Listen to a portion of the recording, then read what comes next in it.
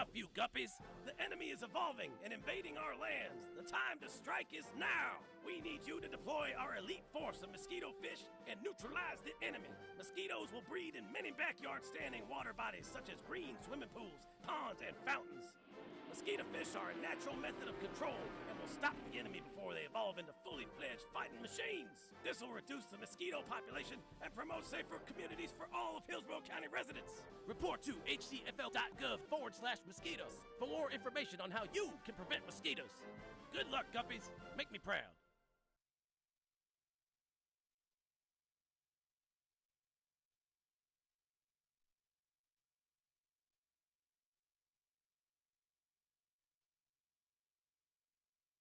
Tampa Bay is like no place else. Wait, you can't recycle the bag? You have to throw it away. Proper recycling keeps it that way for everyone. Bags tangle in machinery and can bring sorting efforts to a halt. No bags. Trash the bags and keep our recycling program moving forward. No, Mom, look, no plastic bags. Do your part to keep our recycling bag-free. Trash the tanglers or return them to participating retailers. For more information, visit tampabayrecycles.org.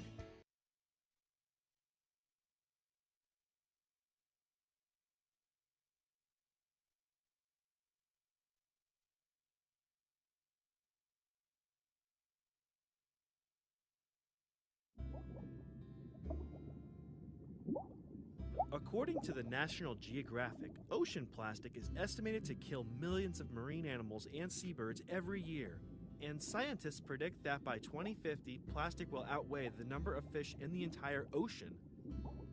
Plastics often break down into smaller and smaller particles, called microplastics, which can be ingested by both animals and people and remain in our environment for hundreds of years or longer. Here are a few helpful tips on how you can help stop the tide on plastic pollution. Tip 1. Bring reusable bags when grocery shopping. Tip 2. Avoid using plastic straws or use reusable straws when having a drink. Tip 3. Drink from a reusable water bottle instead of buying individual bottles. Tip 4. Tell your friends and family about the effects of single-use plastics. You can help reduce the amount of single-use plastics by spreading the word and going green. For more information and to take the pledge, visit reduceyourusetambabay.org.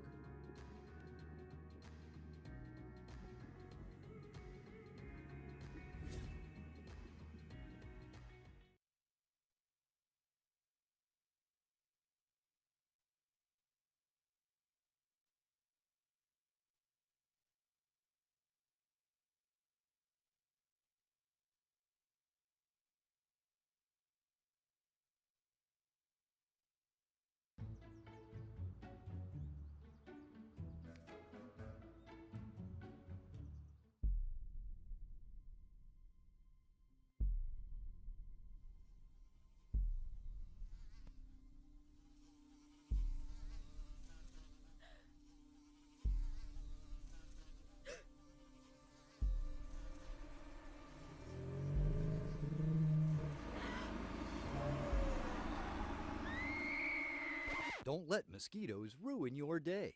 Fight the bite by removing standing water on your property. Standing water of any kind is a breeding ground for mosquitoes. Do your part and help reduce the mosquito population. Visit hcfl.gov/fightthebite.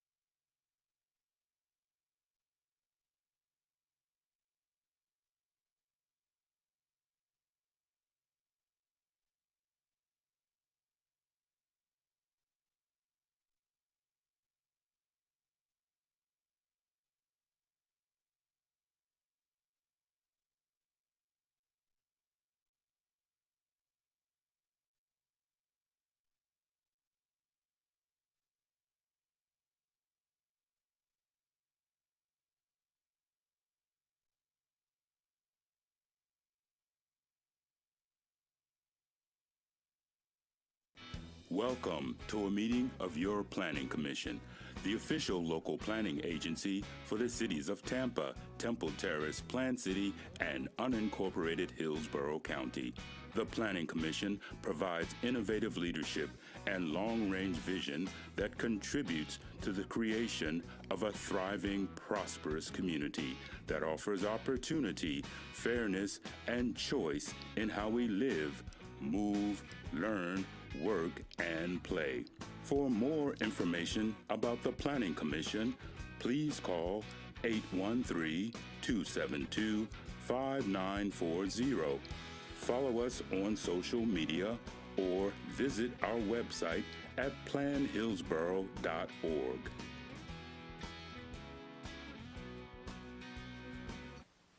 Welcome to the May 13th, 2024 regular meeting of the Hillsborough County City-County Planning Commission. We thank you for attending this meeting. Your comments and participation are encouraged. For those attending in person and wishing to speak on any agenda item, please sign the register at the rear of the room and turn off any devices that may be a distraction. To minimize feedback in the audio, all online participants in the meeting will be muted until it is their opportunity to speak. Planning commissioners should unmute themselves to indicate that they would like to speak. Please be sure to state your name at the beginning of your remarks for the benefit of the clerk. There will be an opportunity for members of the public to provide comments. When your name is called, you will be unmuted when it is your turn to speak. Please wait until the chair calls on you to begin speaking. State your name at the beginning of your comments and adhere to the time limits. If anyone has difficulties or is watching via HTV and would like to provide comments to be included in the record for the local government hearing, please email them to planner@plancom.org. For action items, the meeting will be conducted as follows. The agenda item will be introduced. Staff will give their presentation with a 15-minute time limit. The applicant will be given the opportunity to make a presentation with a 15-minute time limit. Following presentations, members of the public may address the Planning Commission when recognized by the chair. Public comment will be heard for 3 minutes per person. The applicant will be afforded a 3-minute period for rebuttal or response. Planning commissioners will ask questions. Public comment will be closed. Then upon a motion, a second, and discussion, a vote will be taken. With that introduction, I will ask Commissioner Lauk to lead us in the invocation and the Pledge of Allegiance. All please rise. Heavenly Father, we come before you today with praise for your mighty power and guidance. We thank you for this day and thank you too for the many blessings in our lives, for our great country, and for the opportunity to live in freedom. We ask your blessings on our leaders, and we ask that you give each one of us here today the wisdom to make the right choices so that our decisions will be in the best interest of the people of Hillsborough County. Amen.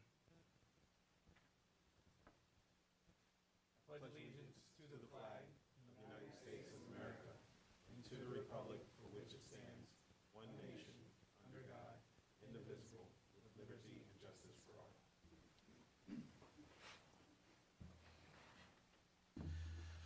All right.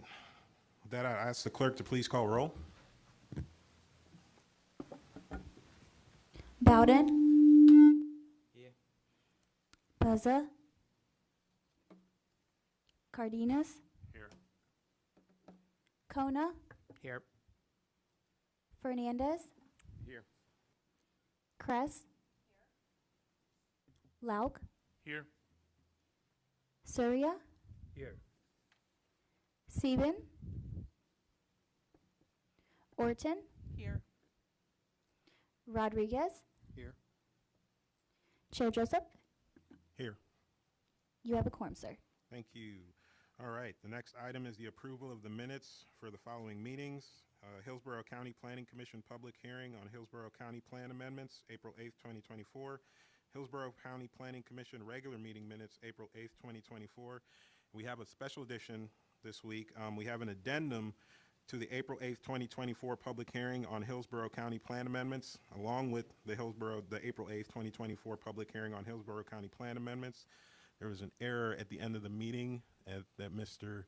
Robbins will speak on some more, if you wanted to. Thank you, Mr. Chair. Commissioners, at the end of the April 8th meeting, following the announcement by the clerk, that the vote on item 2G HCCPA 2405 was unanimous, the chair immediately, after that occurred, the calling of the vote, the chair immediately called for and announced that the chair immediately called for and adjourned the public hearing before a correction could be made in the record. In fact, that vote was 7-0 in favor of the plan amendment, being found consistent with the county's plan, and Commissioner Sieben abstained from the vote due to a conflict of interest. Commissioner Sieben did not declare her conflict during the public hearing on HCCPA 2405 because she mistakenly believed her prior declaration of such a conflict at the same hearing meeting on prior amendment CPA 2402, which involved the same applicant, Blue Sky Communities LLC. She believed that sufficiently extended to cover this subsequent plan amendment, which was also submitted by Blue Sky Communities LLC. Realizing the mistaken vote, Commissioner Sieben attempted to correct the record immediately after the meeting was adjourned, but it was too late to do that since the meeting had been closed. At my direction, she delivered a completed Form 8B to the clerk immediately after the meeting for the voting conflict on CPA 2405 before the clerk left the meeting room. Under such circumstances, Commissioner Sieben is required to read her Form 8B declaration into the record at the next Planning Commission meeting, which would be today. The addendum to the minutes of the Planning Commission's meeting on April 8th, which were for the public hearing and incorporating the county plan amendments before you this afternoon, along with adoption of the meeting minutes for that public hearing, is intended to supplement the clerk's minutes and clarify the vote on CPA 2405 for the record. As you just heard, Commissioner Sieben is absent. We understand that she is ill this afternoon and is unable to attend. So I'm going to read on her behalf her declaration into the record. This is her Form 8B for 2405, CPA 2405, in which she disclosed after the meeting, if you will, on April 8th, that that this Planning Commission, this amendment had the potential to inure to the special interest of gain of Sembler, which is her employer, and as such, she declared a conflict because this project was an affordable housing development with associated land use changes.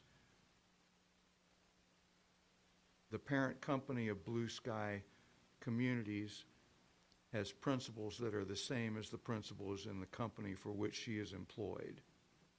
And that was the basis of the conflict. So having done that, Mr. Chair, I'll put this back in your hands. All right, thank you. So that was the addendum to the April 8th, 2024 public hearing on Hillsborough County Plan Amendment minutes. And again, along with that, we have Hillsborough County Planning Commission regular meeting minutes, April 8th, 2024, and Hillsborough County Planning Commission public hearing on Hillsborough County Plan Amendments, April 8th, 2024. Is there a motion to approve all three? Motion to approve all three. All right, motion by Commissioner Kona. Is there a second out there? Second. All right, second by Commissioner Bowden.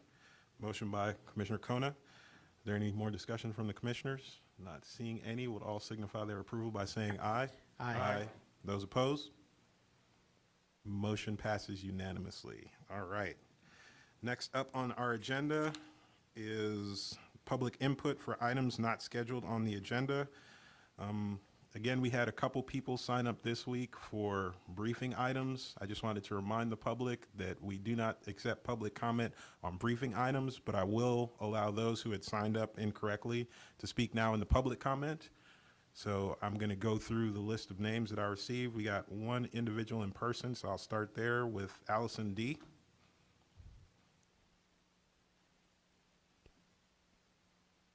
Thank you. Allison Doucette, 100 North Tampa Street. I'm here to speak on the agenda item specifically for B5. It's a briefing item related to a City of Tampa Land Development Code amendment that is proposed with respect to Ybor City parking lots. I represent the Accardi family of 717 parking corporation which owns most or a lot of the paid lots for parking in Ybor City. We've raised several issues with the City of Tampa and objections to certain language within the code regarding the changes to the Ybor City parking lot. We believe the proposed code provisions single out paid parking lots, and you'll see that when you look in particular at the security provisions. Uniformed police officers or security officers are required only in paid lots under this version of the code. But the safety and security these amendments are allegedly intended to address, it's a community problem. We just ask that you look closely at that. You know, safety issues, to the extent there are any in Ybor City, it's a community issue and not just a paid parking lot issue. At the invitation of the city, we have actually provided proposed red lines. We're hoping eventually those get incorporated into what's presented to you and what's presented to City Council. But we wanted to make our objection known on the record and just ask that you look at those provisions closely. Thank you. Thank you. All right. Next up, we have 3 virtual sign-ups. So I will start with Stephanie H. Stephanie Harrison. Is Stephanie on the line?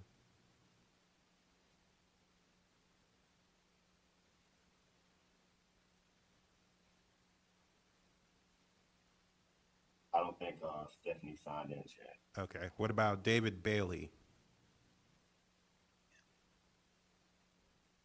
Is David on the line? Stephanie's here. Oh. I just got unmuted. Oh, okay. Please go ahead. You have 3 minutes. Yes. Hi. So I'm also speaking on the same agenda item as the last speaker. I think that's 4B5 Ybor City parking lots. I am a resident of Ybor City, and I just wanted to chime in and say how on board we all are as residents of the city for these proposed changes. We have been working with the city for going on a couple years now to get these changes in, and I think that the city's done a really good job of drafting these changes.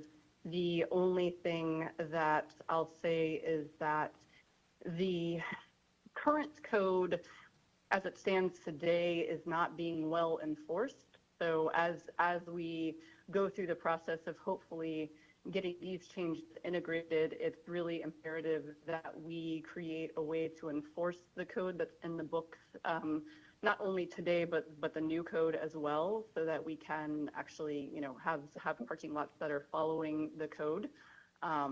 Because right now we're really struggling with that as a neighborhood, with things just not being up to code currently. So that's the only thing I'll say about that. Thank you very much. Thank you. All right. Next up, we have David Bailey. Again, is David on the line? Is David Bailey? I don't know.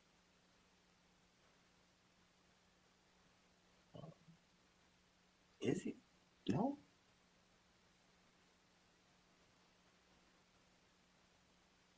No, sir. I don't think David Bailey checked in. All right. What about Chris Curry? Chris, is this Chris? Hello, David Bailey's here. Oh, what? All right. What?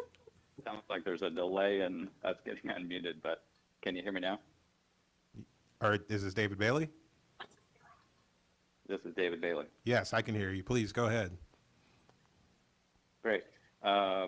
Same topic, 4B5, also a resident of Ybor City, and there's a lot of progress that's being proposed here regarding safety and other improvements that basically the residents have been waiting 30 years for the city to keep the promises that they made many decades ago. So hopefully we can work with you all in terms of progress for Ybor City. We've seen examples of how security doesn't work in these paid private parking lots where crime occurs and the person perpetrating the crime flees the scene, ties up a lot of City of Tampa resources chasing them down. And then we've seen other instances where there was actually a shooting at one of the city garages, and because there was licensed security on site, the suspect in that case did not leave the garage. They were arrested on site. That's the type of security and action that the residents of historic Ybor have been waiting for. And so hopefully you can understand the difference between having paid security on a paid lot that is causing crime and noise and disruption in our historic residential neighborhood and just having a lot attendant, which is what we have now, which is, you know, basically no one's reporting anything or getting involved. So we hope that you can see the support that we have for some of these measures. And as Stephanie mentioned, without enforcement, this is kind of a moot process, but I guess that's not really your purview in terms of enforcement. The city has to actually enforce the code on their own. So that's where, and hopefully you can remember that we are one of the few national landmark historic districts in the state of Florida, and we really need to start treating Ybor City like the treasure that it is. Thank you. Thank you. All right, we have one more person sign up virtually, and that is Chris Curry. Is Chris Curry on the line? No, sir. Chris Curry did not check in. Okay. All right, that's all we had sign up. So we will move on to our regular meeting. And item number 3, action items. We will start with 3A, the update of the Executive Director Performance Review Form, and the presenter is Megan Materney. Good afternoon, Commission. Megan Materney, member of the staff. As we heard that there were some comments on wanting to change the performance evaluation, make some tweaks or a little glow up to the evaluation for the executive director. So we took those into account, as well as the strategic priorities that you all voted on in a past meeting, and incorporated those. So you did get a copy in your agenda packet, so I won't read through each one, but I will highlight the major changes. One is there's a space for comments now. Before there weren't. These comments are not mandatory. You can write that optional. You can say anything that would maybe support the rating that you gave. Also, there were some groupings of similar dimensions put together, along with some further examples and to help define those. And then lastly, we added the pillars for the new strategic plan and the measures of how those will get defined. The actual rating scale and how the ratings are calculated are not changing with this. So the recommended action is to adopt the revised Planning Commission performance evaluation of the executive director. Are there any questions? All right, we didn't have anyone sign up in the public comment for this one, so I'll turn it over to the commissioners for questions or discussions on this item. Not seeing any excited lights. I will go ahead and close the public comment on this item and open it up to motions from the commissioners. Commissioner Soria is moving over there. I'd like to forward the motion to approve Executive Director Performance Review Form, to approve the update to the Executive Director Performance Review Form. All right, we have a motion of approval by Commissioner Soria, second to that motion by Commissioner Kona. Are there any discussions, questions from the commissioners? Not seeing any at this time. We'll all signify their approval by saying aye. Aye. And those opposed? Motion passes unanimously. Thank you. All right, thank you. Next up, we have item 3B, which is a bunch of items, so I'm presuming we're going to take them one by one here. All right, so we'll go with 3B1. Are you presenting all of them, Jillian? I will introduce each one. Okay. I'm Jillian Massey with Planning Commission staff. As the chair mentioned, we have a number of Hillsborough County Land Development Code text amendments, 9 of them on the agenda this afternoon. So I'll introduce Israel Monsanto. He'll give a summary of each item, and then I'll come back and we've reviewed them for consistency. I'll let you know our finding, and then you can take action on each if that's okay. So this is Israel Monsanto, and he'll begin with the first item.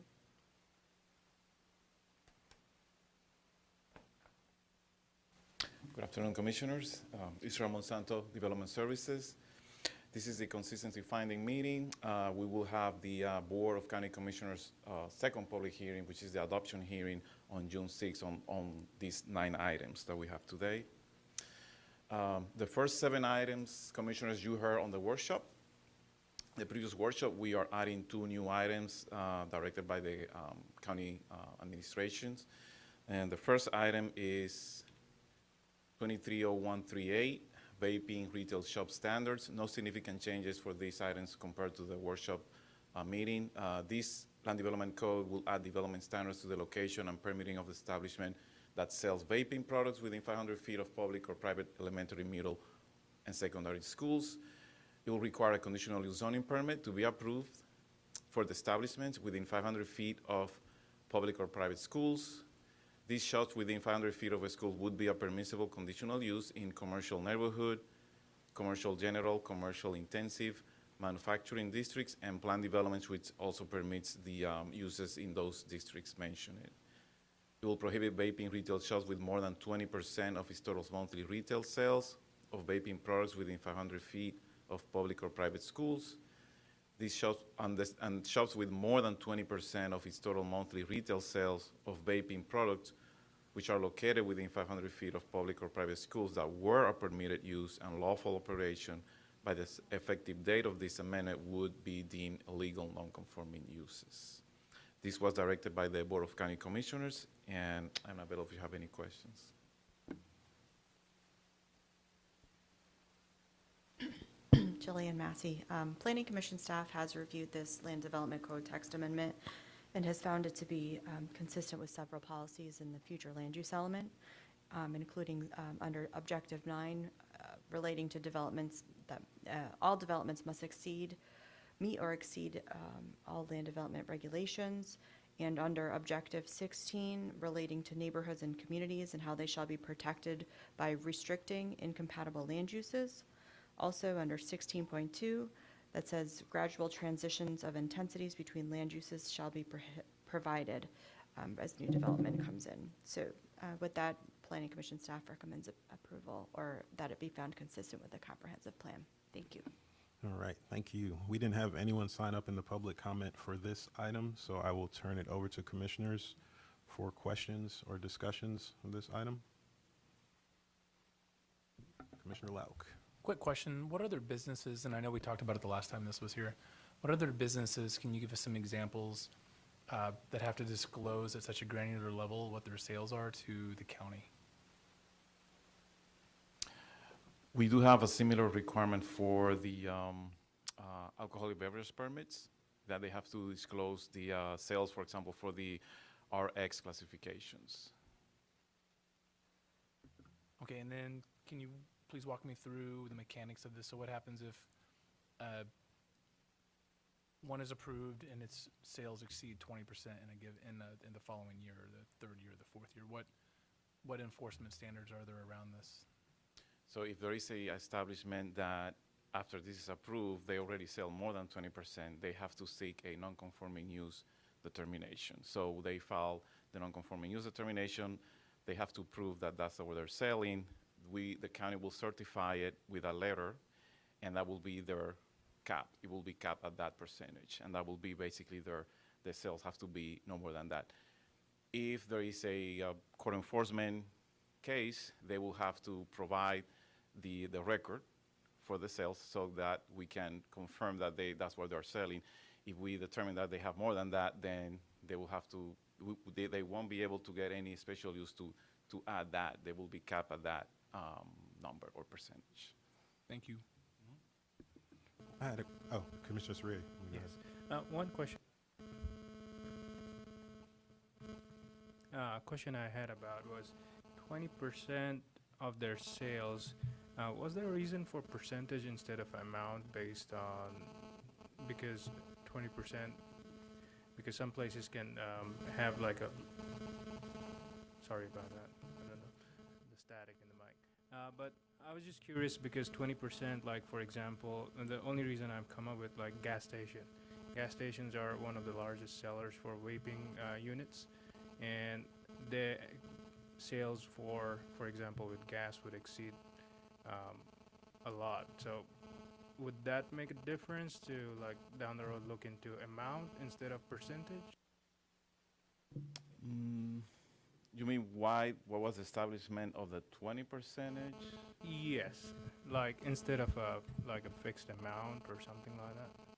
Well, I think the percentage, if I recall correctly, the percentage was established because it was, you know, they sell a variety of products, like you said, and we just want to make sure that they are not becoming something else, and that they are basically, you know, if it is established dedicated to that particular, you know, business, then they still can sell other stuff, but we just don't want it to be just a, you know, becoming just a vaping sales, for example, retail. So it's similar to what we have also for the food. The food is basically 50%. Okay. But this case is just the 20%. Makes sense. I appreciate that. Thank you. Yeah, Commissioner Cardenas. And this may be handled in zoning or something like that, but what happens if you have a retail shop that establishes itself and then at a later time, one of these other entities move within 500 feet? It's actually in the proposed text. So what they have to do is that they have to then do the NCU review.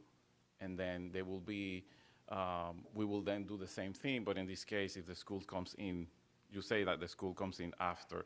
Exactly, so what we are proposing actually. So it's also included in the proposed text, and it is in the section, yeah, it's in the section of the nonconformities, that if they will have to then submit an NCU, and they will be capped at that amount that they are selling. So the schools comes in later, if they're selling 30% because there is no school within that area, then it will be then have to be certified at that amount. I had a quick question. It's a planning question. I'll stay out of the zoning stuff, and you might want to opine on this, Ms. Ornita. I was noticing in the policies that we used to approve this that they were really vague and really kind of weak, and I went back and I looked in the future land use element and also the schools element and some other elements just to see if there was some language that might speak to this kind of thing. And notwithstanding the fact that zoning's not our purview, it struck me that throughout the comp plan and all the various policies, there wasn't a lot of language that spoke to keeping things like this away from our schools and our children. And I didn't know if there was some thought to that changing in the future or why it might be that way. I mean, I noticed that there's a lot of, especially when it comes to schools, there's a lot of policy saying the school board should do this, the school board should work with the county, the BLCC, the schools should locate themselves in these certain areas so that there's walking and, you know, no car use or whatever you guys like to do. But when it came to just basic stuff like the kids shouldn't be near X, there wasn't a lot of that in the policies. And I didn't know why it was like that. Well, it's a good question, and there are probably a couple of different things that come to mind. I would say a number of the more intensive uses, like alcohol sales, adult uses, for example, traditionally have been limited by the zoning to certain districts that then align with some of our land use categories that are not traditionally where schools are located. So they've sort of been separated. As we've started to see more of the trend back towards more mixed use developments, that has started to blur more, and certain uses like the vape stores or alcoholic beverage sales maybe occurring more in close proximity than they had traditionally so I think originally when the plan was written, it was probably these uses were more separated than they've started to become now. Also, the school element really is written largely to deal with the locating of the public schools from that standpoint, and not so much the other way around. And the other thing that's become a lot more pervasive that the plan probably doesn't address particularly well is that there are a lot of charter schools. So I can think of in my neighborhood where there's a charter school right near a vape shop. And I think that's part of the impetus for this, is because public schools largely are on much larger sites. They're further from some of the commercial areas, but now a lot of charter and private schools are located in closer proximity to commercial areas. But that's certainly something we could Maybe look something at. to think about going yeah, forward. Yeah, absolutely. Yes, Commissioner Orden. State statute says 500 feet, but it also relies on the municipality's land development code to make that decision. So some cities may say 1,000 feet or 2,500 feet from edge of property or from door to door. So the state pretty much relies on the city or county to make the decision beyond the 500 feet if they're going to do that. Thank you. All right, and thank you for your comments. Are there any? Yes, Commissioner Fernandez. I just want to say, I think it's state law that you have to be 21 to buy vape products, and so I'm trying to scratch my head why this is sort of a thing. If the business is doing their job, they shouldn't be selling to kids anyway. Just a point. Good point. All right, Commissioner Soria. One more clarification. 500 feet, is that based on door-to-door, like linear distance, or is that like the radius from the establishment? It's a straight line from property line to property line. Okay, thank you. All right. Are there any more comments or discussions, questions from the commissioners? Not seeing any lights. Now I will go on ahead and close the public comment on this item and open it up to motions from the commissioners. Anyone? Motion to approve 230138 vaping retail shop standards, find it consistent. All right. Motion to approve by Commissioner Kona. Is there a second? I second that. All right. Second by Commissioner Soria.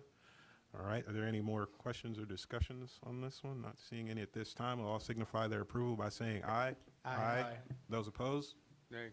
All right. We have one nay, Commissioner Fernandez, and 1, 2, 3, 4, 5, 6, 7 ayes. 7-1 passes. All right. Next agenda item is oh, sorry, I forgot you guys are on the roll. Go ahead, please. The next one is LDC 23-0311, and here is Israel with the County Development Services Department. Again, Israel Monsanto Development Services. LDC 230311, comprehensive plan amendments with related rezoning applications and planning commission rezoning report filing deadline. No significant changes to this amendment compared to the workshop. This amendment modifies the procedure for amendments to the official zoning atlas of the Land Development Code, specifically consideration and final decision by the Board of County Commissioners when rezoning or major modifications applications are related to applications to amend the future of Hillsborough Comprehensive Plan, or CPAs. This amendment will also modify the filing date for reports prepared by Planning Commission staff for hearing applications. The amendment will establish that applications proceeding in accordance with the Land Development Code Part 100300 that were contingent on a request to amend the comprehensive plan of unincorporated Hillsborough County will be deemed withdrawn and of no further effect in the event that such requested amendment to the future of Hillsborough County comprehensive plan is denied by the Board of County Commissioners and no further proceeding or action will be required. The amendment also again eliminates the 12-day calendar requirement for the filing of reports with the administrator by Planning Commission staff for land use hearing officer applications. Instead, the filing of these reports will be in accordance with our hearing master schedule that we have adopted by the administrator. And that concludes this presentation.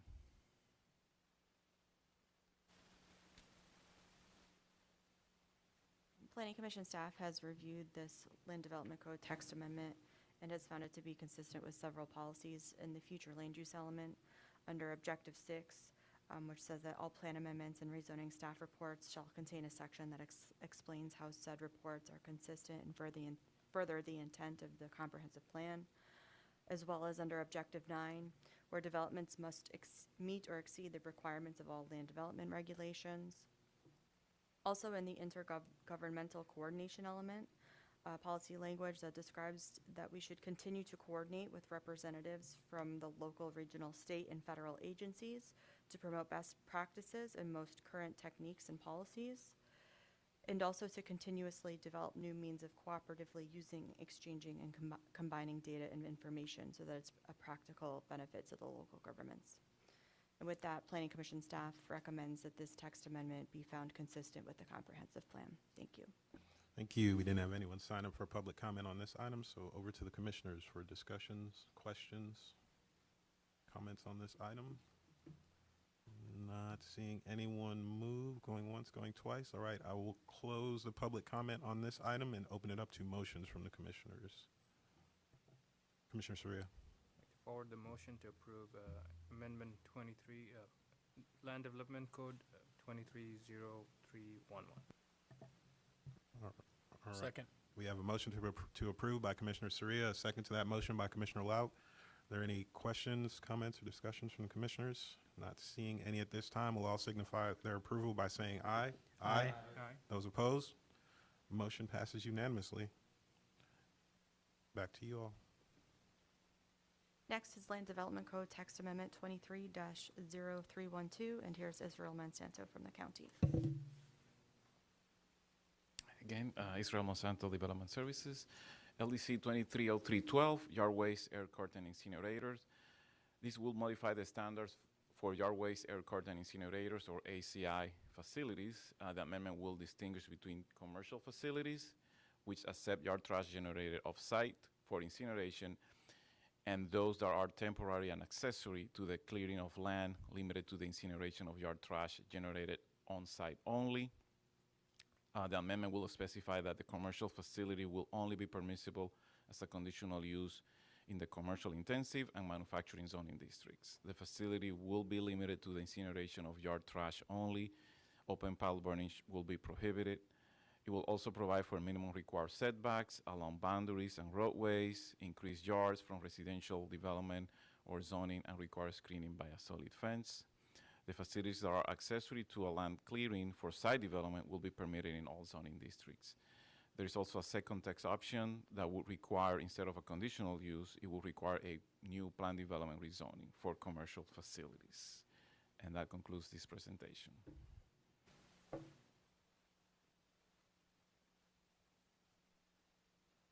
Planning Commission staff has reviewed this text amendment for consistency with the comprehensive plan and has found it to be consistent with several policies, including under the environmental and sustainability section, where policy language describes that we should coordinate with federal, state, and local agencies and governments in pursuing regional compliance with ambient air quality standards, and also in the future land use element under Objective 12, where the compatibility section describes that new developments should be designed in a way that is compatible with the established character of the surrounding neighborhood. Furthermore, there are consistency with the solid waste section of the comprehensive plan, where under Goal 1, it describes that we should lead in waste reduction, reuse, and recycling in a cost-efficient manner to provide for sustainable solid waste management. And with that, Planning Commission staff recommends that this Land Development Code text amendment be found consistent with the comprehensive plan. Thank you. Thank you. All right, we had no one sign up in the public comment for this one, so over to the planning commissioners for questions, comments, or discussion. I had a question on this one, a clarification for Israel. I noticed this is about, when it came through for the briefing, it was noted that this is about yard waste, right? Burning yard waste and stuff like that. But then as I read through the text, I see where there's some areas of, we're kind of talking about air pollutants and the release of 10 tons or more per year of hazardous pollutants, 25 tons or more per year of any combination of hazardous air pollutants, and that triggering the facility being moved to a land use classification of heavy industrial. Are we voting to approve the release of hazardous air pollutants here? How do we get from yard waste? Okay, we were burning trees and benign waste when you talk about solid waste, if you know the terminology. And now we're moving from benign waste over into a completely kind of different thing when we're talking about hazardous and toxicity. So what are we doing here? Because I'm kind of confused on that. And I'm just a simple man, so I don't, you know. Yeah, no, that's a good question. So when we were working together with the APC, there is a provision in the code that if there is a burning of the material that emits this type of pollutants, and again, this is coming from the APC, then it has to be on a heavy industrial category. And the reason why that was noted there is just to be consistent with what the APC also defines it and how how these pollutants get into the air. But the facility has to go through the APC permitting regardless. What the code will add is that to make sure that the standard for the placement and the distance requirements are taken into account. They still have to go through the APC and the state for the emissions of what's burning there. I understand that, and I'm not talking about what they're burning. My concern is that if we approve this and it turns out that what they're burning is more hazardous or toxic, how do we ensure that the placement restrictions are more stringent? Because right now we're talking about placement restrictions based on yard waste, trees, shrubs, again, benign stuff. But there's this, and it's in here under commercial facilities, number 1, number 2A, 2B, 2C, it specifically lays out 100 tons or more per year, regulated air pollutants, hazardous air pollutants, and any combination of hazardous air pollutants. So what if, afterwards these things pop up? What precludes the owner of the facility from then saying, well, hey, you guys gave me this approval, I shouldn't have to do any other stuff than this? What safety nets are there for our community? Well, and I think that's why it has to be only in the HI. So that's one of the mechanisms to protect all the community. So anything that doesn't generate that pollutant, then you can do the yard trash, which wouldn't generate that type of pollutants. But once you generate that, in order to be permitted or approved, you have to be on an HI, future land use category. Okay.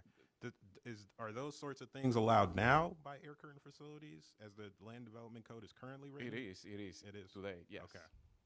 Yeah. All right. Those are my only questions. Any questions from the other commissioners or comments, discussion items? Not seeing any, then I will go on ahead and close the public comment on this item and open it up to the commissioners for motions on this item. Commissioner Conan. Yep, motion to approve 230312 air curtain incinerator standards, and we find those consistent. All right, motion of consistency finding by Commissioner Kona. Is there a second, Commissioner Soria? I will second the motion. All right, we have a motion of consistency finding by Commissioner Kona, second by Commissioner Soria. Would all signify their approval by saying aye? Aye. Those opposed? Aye. All right, so the motion passes 7-1. Commissioner Joseph did not approve it, voted no. All right. Next item, 3424-0340, Live Local. Yes, Israel Mansantos here to summarize this application. Okay. Israel Monsanto Development Services, LDC 24340, Live Local Act, Administrative Approval and Land Use Restriction Agreement process. This amendment will implement the Live Local Act, LLA, recently created by Senate Bill 102, and establishes the standard and administrative procedures for new projects developed under the Live Local Act and the Land Use Restriction Agreement. Projects will still adhere to all other limitations and requirements contained in the Hillsborough County Comprehensive Plan and the proposed LDC regulations for multifamily development in areas zoned for such use. The amendment will provide the criteria and development requirements for a project to qualify under the Live Local Act in the county, consistent with the Live Local Act statute from the state. It will also establish a procedure for review of new projects in the county and the submittal requirements by applicants and internal process by the Development Services Department and the Affordable Housing Services.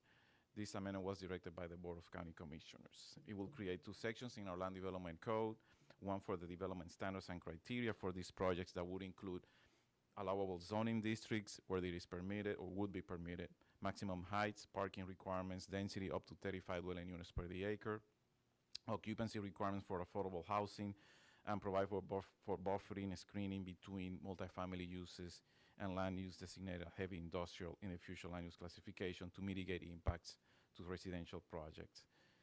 The other LDC section that's being amendment is the review procedure for the Live Local, for the land use restriction agreement, LURA. And that concludes this presentation. Massey with Planning Commission staff.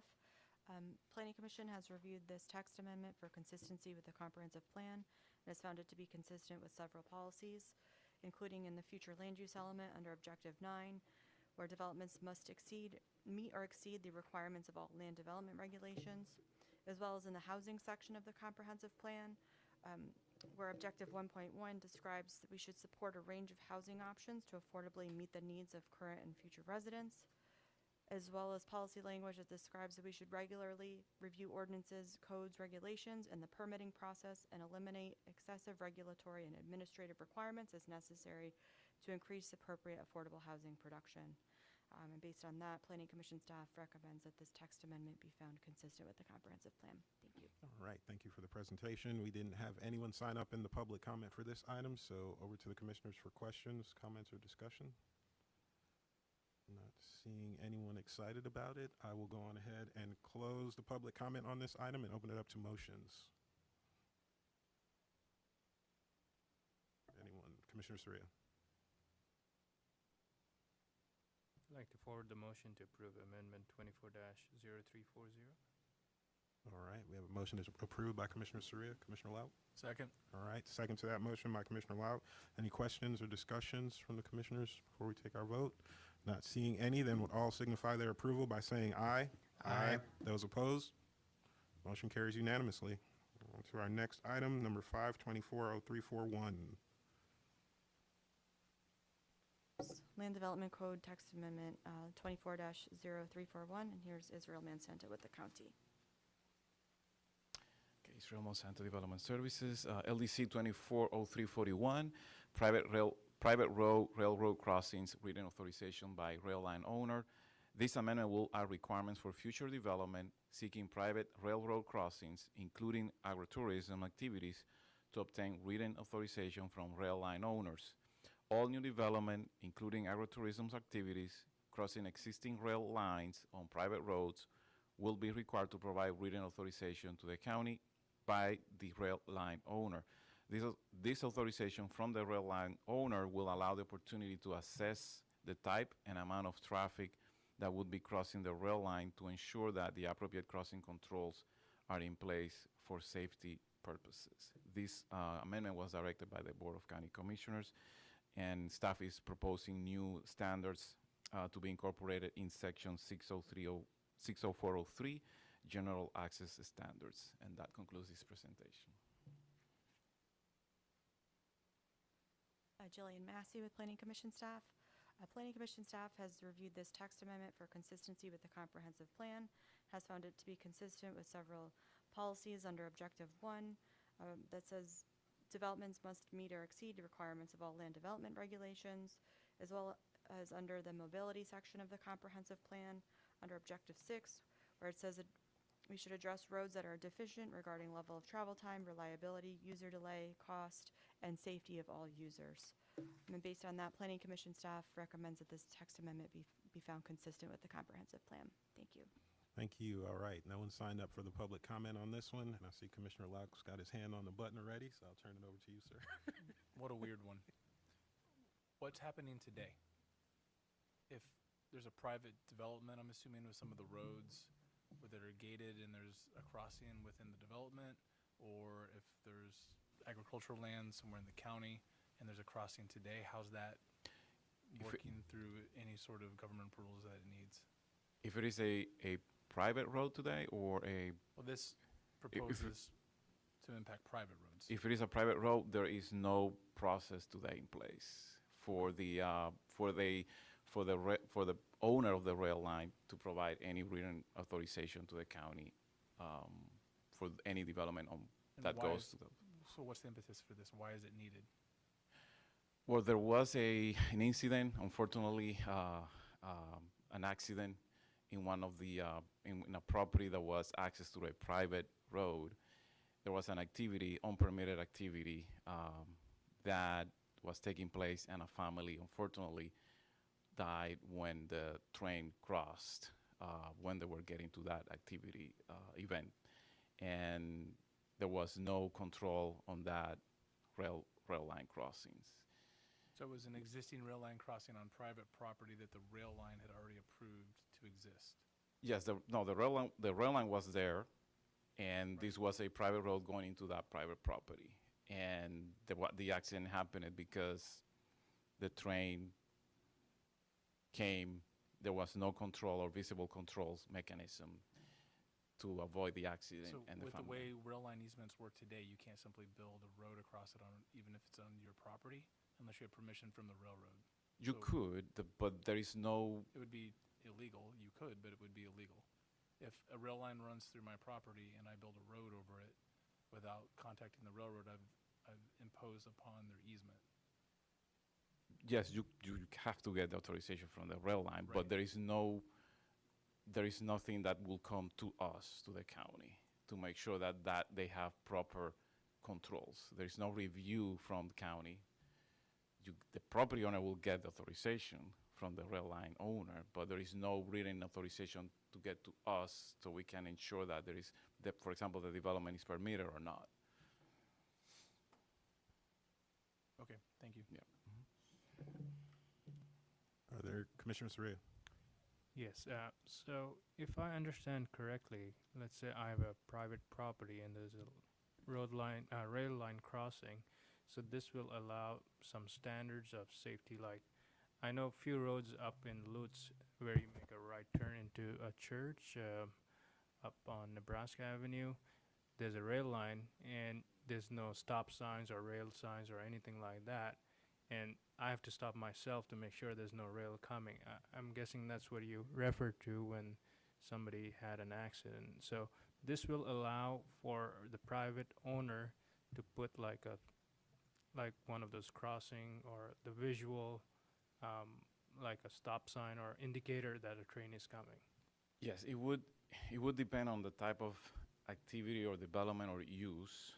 Then the rail line owner will be notified. They will evaluate, along with county staff, what type of activity is going on there, and then they will establish the type of controls that are needed. If it is for just to give you an example, I mean that's for example, CSX will have to evaluate what's the situations are case by case. If it is for a single family use, then it wouldn't be the same control measurements of for example, a commercial use or a cultural institutional use. So it will depend on the use and the type of event and the scale of the events. Okay, and it still has to be initiated by the property owner, is that correct? Yeah, if there is an activity or they need permits to develop their land, they will come through us, and then county will identify that there is an access going over a rail line, rail lines, and then they will notify the owner to provide that authorization from, for example, CSX. Okay. Yes. Appreciate that. Thank you. Commissioner Card. The onus that would, let's say they do require some type of work or something like that on that to provide crossing gates or whatever it may be, the onus on that is on the rail line or the property owner? Who pays for it? Who pays for the improvement? Yeah, so let's say.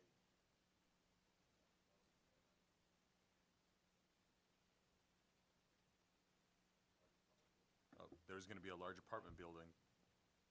Yeah.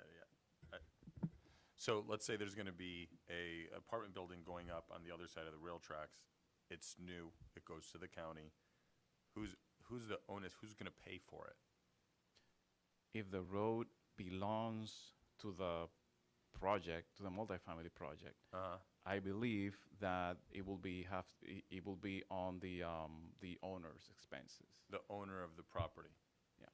Okay, but that's again, that's. So, let's say it's existing. Let's say it's existing. Somebody has a farmland and they've got tracks going across, and they decided to do agricultural tourism on their property. Who pays for it then? Same thing? The owner or the railroad tracks? Not sure. I wouldn't want to answer the question, but initially it will be on the owner's expense depending on the activity. Yeah. Commissioner Lau. My thought process was along yours, Commissioner Cardenas, even with a more benign act. So a landowner comes forward and wants to build a barn on his or her property. So often there's a microscope put on the property, what uses are on there today that are conforming, what are non-conforming. You have to fix all these things before we're going to move forward on the barn. So let's say we have that situation. We're building a barn. I have a current parcel that I own, the barn's not being impacted, there's no egress or ingress across those railroad tracks, it's on a different part of the parcel, will that owner, under the way this text is written, be required to go back to the railroad, to CSX, and get that approval in writing to move forward on a different project on his or her property? If the access is serving, it will be evaluated on what the access is serving. If the There's an- access is serving the activity proposed, then it will impact that. If the access is just serving a farm for farm uses, it will be evaluated on that particular use or activity. Maybe that will depend on what the CSX or the rail line owner will require, depending on the activity or the use. Is that clear in the writing? Because I didn't see that in the writing of the text.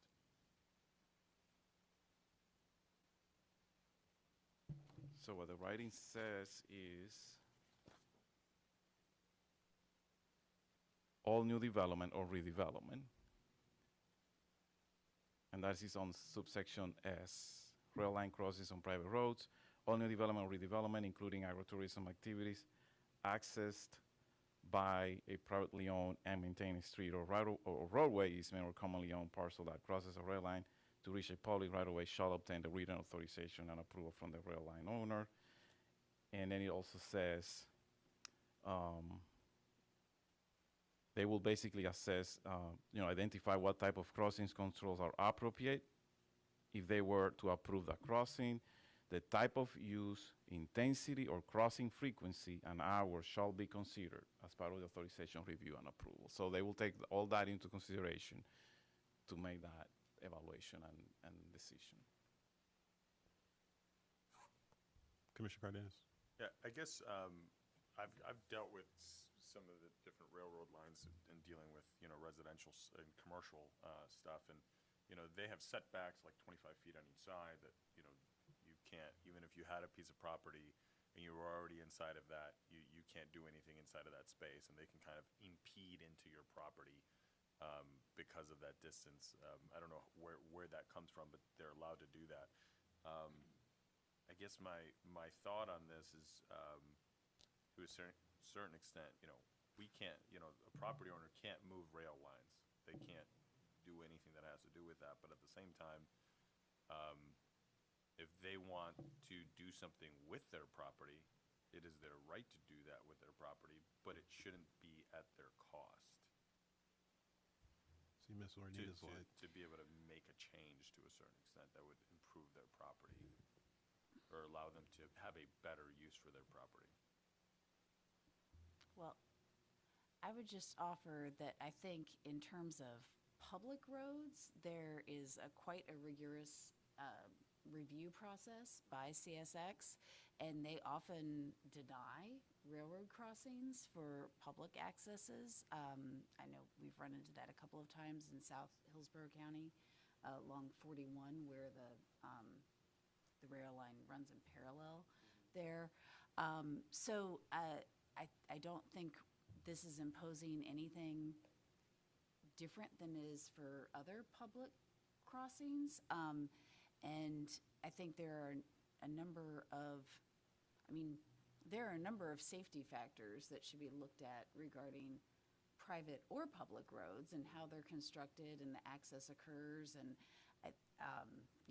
from staff's perspective, we thought that the language that Israel mentioned about assessing the type of use, the intensity, the crossing frequency, the hours. I mean, CSX doesn't have trains on some of these lines at all times of day, so that there was quite a bit of flexibility to try to make, to work with property owners as best we could.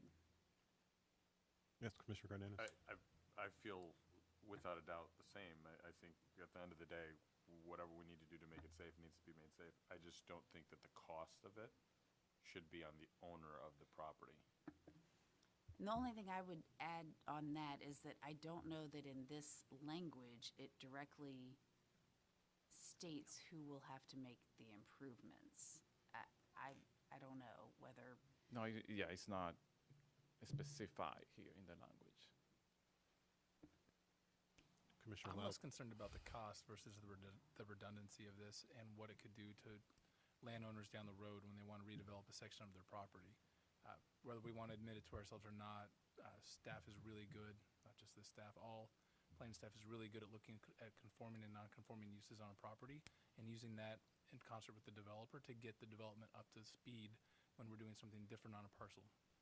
So if there's a crossing today that's maybe not impacted by whatever development's happening, this is potentially a tool that can be used against the property owner to do that. That's one. Two, I'm concerned that we're being redundant in that if you've ever tried to get a crossing from BNSF, CSX, Kansas City Southern, whatever it is, or build something along the easement lines, it is a rigorous process. They are not in the business of allowing people to cross their easements without a lot of safety things that have been implemented. So if this is a look forward thing, it's already, there may be crossings that exist today prior to some of the steps the railroads have taken. So again, I'm concerned that we're being pretty redundant with this, unnecessarily so. Thank you. All right, are there any other questions or comments? I sort of feel the same way as the two commissioners, and I'm a simple man, so I just say things plainly. It sounds like an attempt by the BOCC to kind of force property owners to have to pay for safety at railroad tracks, which I'm not going to throw my hat in on that, but it just seems like in certain instances it could be deemed unfair. Commissioner Lauk gives a great example. If I'm doing something on my property way and far away that some Board of County Commissioner doesn't like, it gives them the impetus to go, oh, well, there's a railroad track right there, and that's access to what you're doing in this far corner of your lot. So now you have to pay for, which skews your project costs and does all kinds of weird things. So the gray area doesn't make me more comfortable when you guys are like, oh, well, it doesn't say that specifically. This is one where the gray area seems like a danger, to the property owners. And I also question, somebody brought up property owners' rights. We went through a big thing with that just a couple years back about infringing on people's property rights.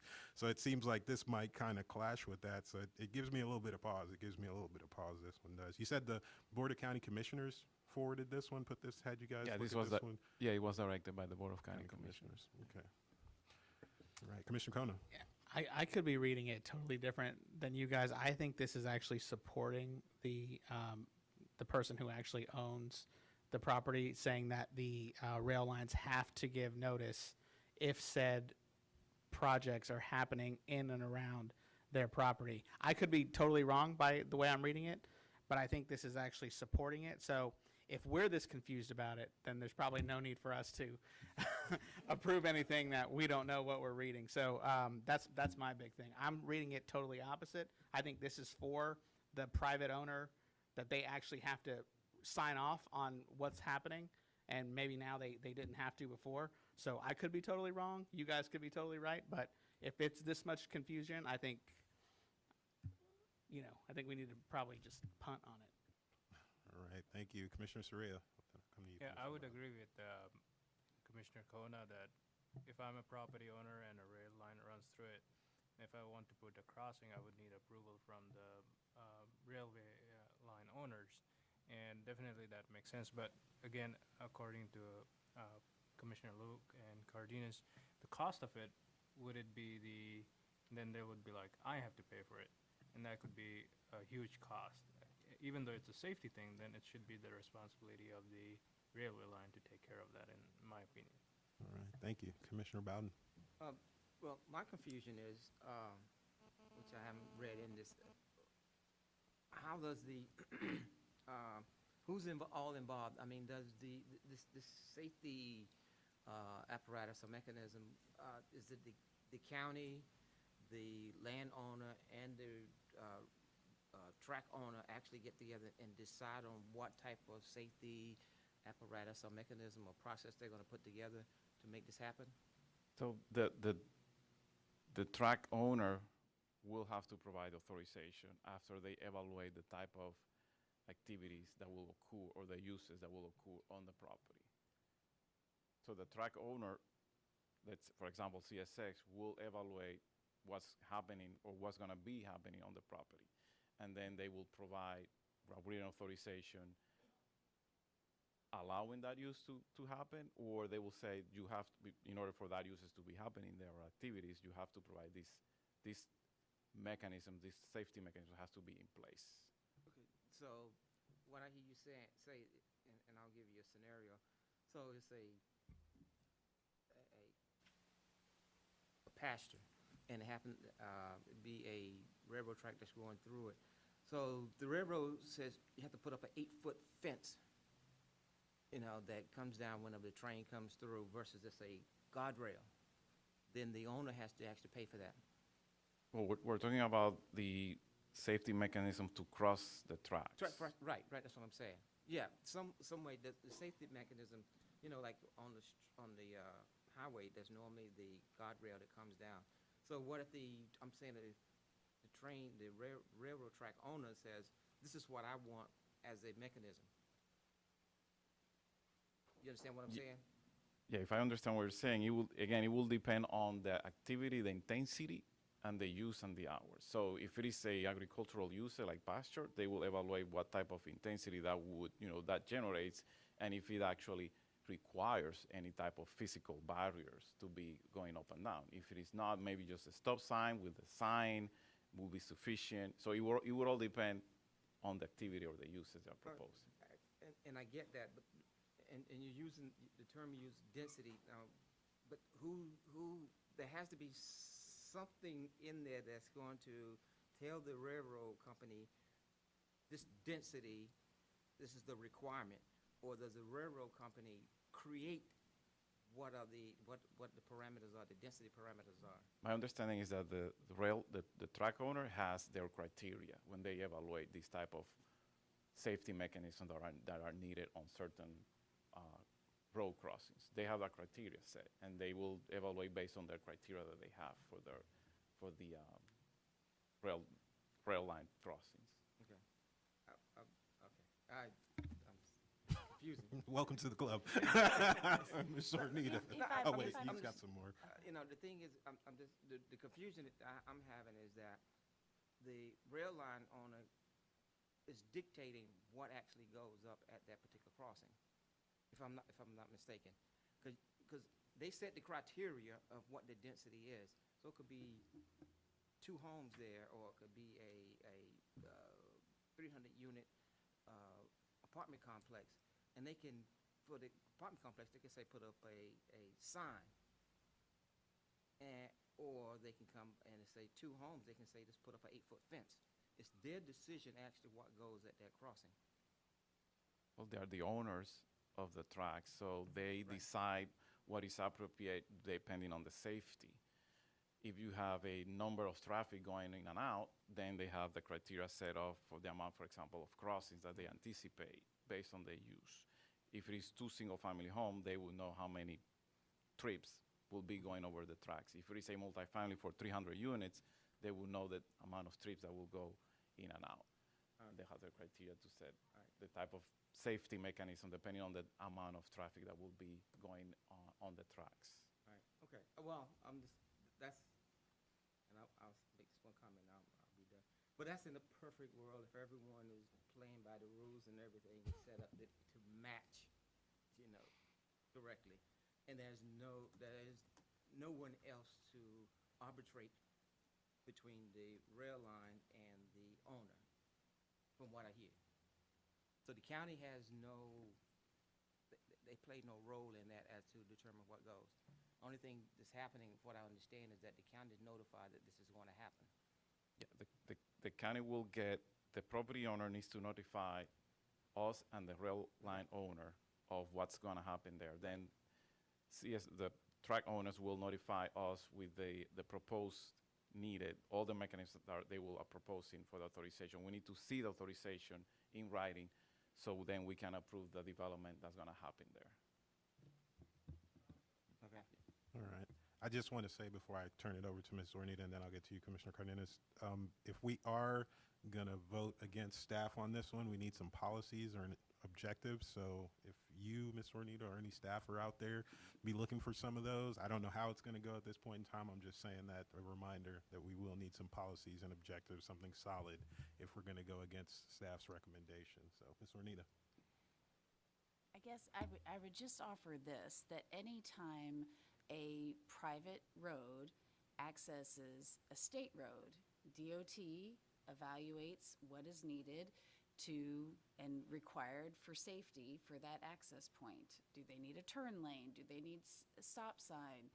If they, this is, this is not an uncommon practice that when you're having access across or into another facility, that this evaluation is done by the owner of that facility, and they determine what is appropriate. So, again, from staff's standpoint, we saw this as we were kind of surprised that there was not already in the code a procedure for evaluating roadway crossings on railroad tracks. I mean, that's a significant safety issue potentially. So, but the process is similar to those other facilities that are owned by other entities. The county deals with access management all the time. All of the section previous to this talks about, sight lines and spacing of access and how, how all of this is to be designed is a fairly common occurrence to be regulated. Let me go to Commissioner Cardenas, then I'll come back to you. I'm starting to feel like we're in the episode of the Yellowstone right now.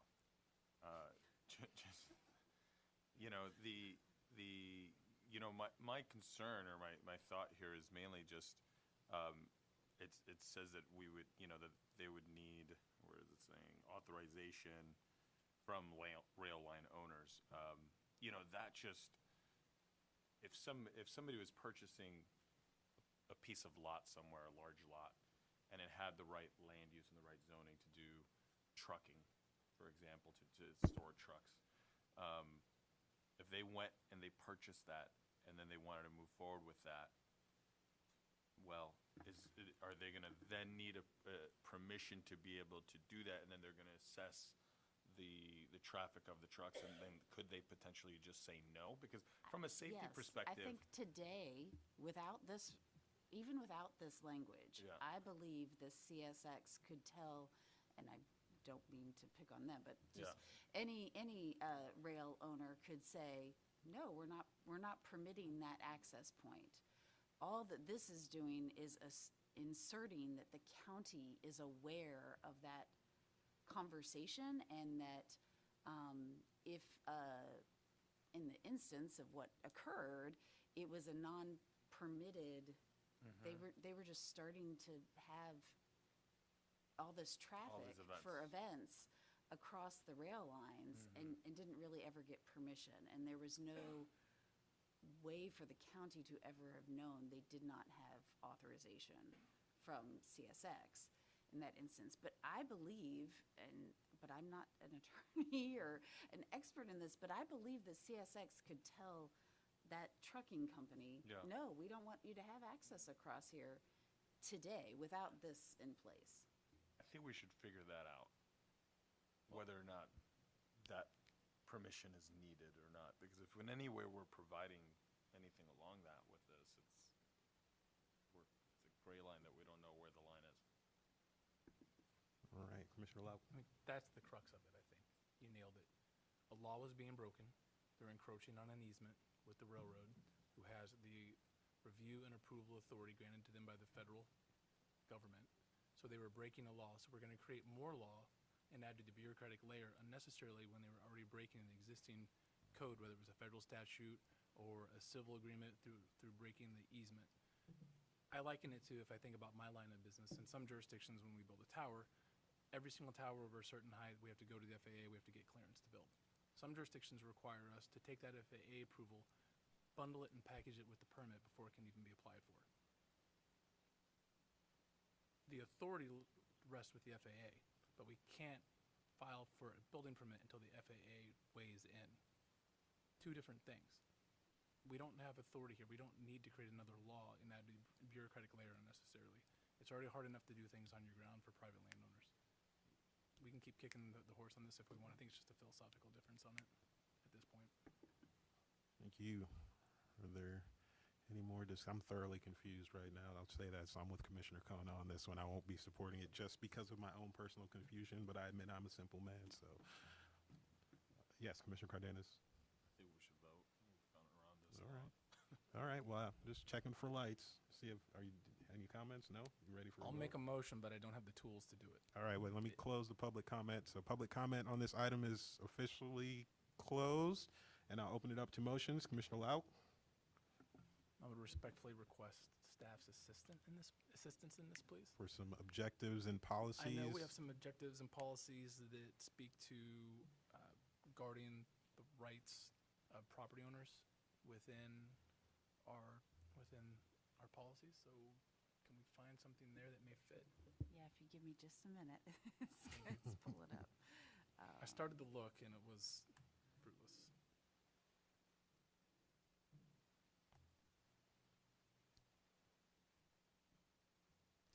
Yeah, you could use from the private property rights element, objective 1, Hillsborough County will respect judicially acknowledged and constitutionally protected private property rights. Policy 1.1, the county will consider in its decision-making the right of a property owner to physically possess and control his or her interests in the property, including easements, leases, or mineral rights.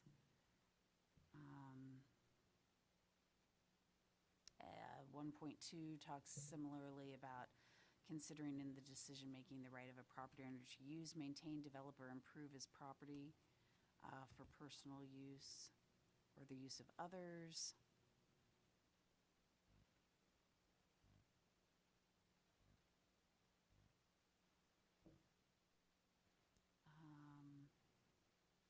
I think those are the most useful. Okay, let's give it a whirl. I'd like to make a motion, Mr. Chair. I recommend for for Code Text Amendment 24-0341, Section 6403, General Access Standards, that we find it inconsistent with the future of Hillsborough County Comprehensive Plan and forward this to the recommendation of the Hillsborough County Board of County Commissioners, referencing objective 1.1 and 1.2. Policy, objective 1, policy 1.1, and policy 1.2. That's, yes, sir. Private property rights element. I'll second that. All right, so we have a motion of inconsistency finding by Commissioner Lau, citing the private property rights element, objective 1, policies 1.1 and 1.2, and a second to that inconsistency motion by Commissioner Cardenas. Are there any questions from the commissioners or clarifications required? Not seeing any. Oh, Commissioner Ray? I just wanted to add, if it comes down the road back to our planning commission, would it be possible to add to get CSX to comment on this too? We could ask. Yeah, it might be a good idea.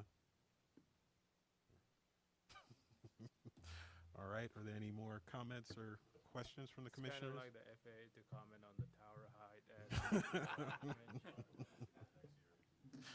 All right, seeing no further lights, then I will ask for all to signify their agreement with the inconsistency finding by saying aye. Aye. Aye.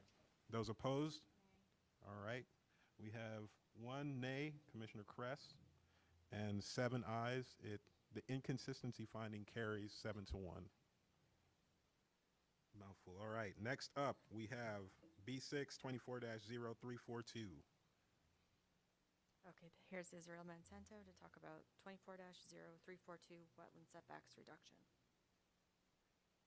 Monsanto Development Services, LDC 240342, wetland setback reduction. This amendment refines the instances where where wetland setbacks will provide functional protection to adjacent wetlands.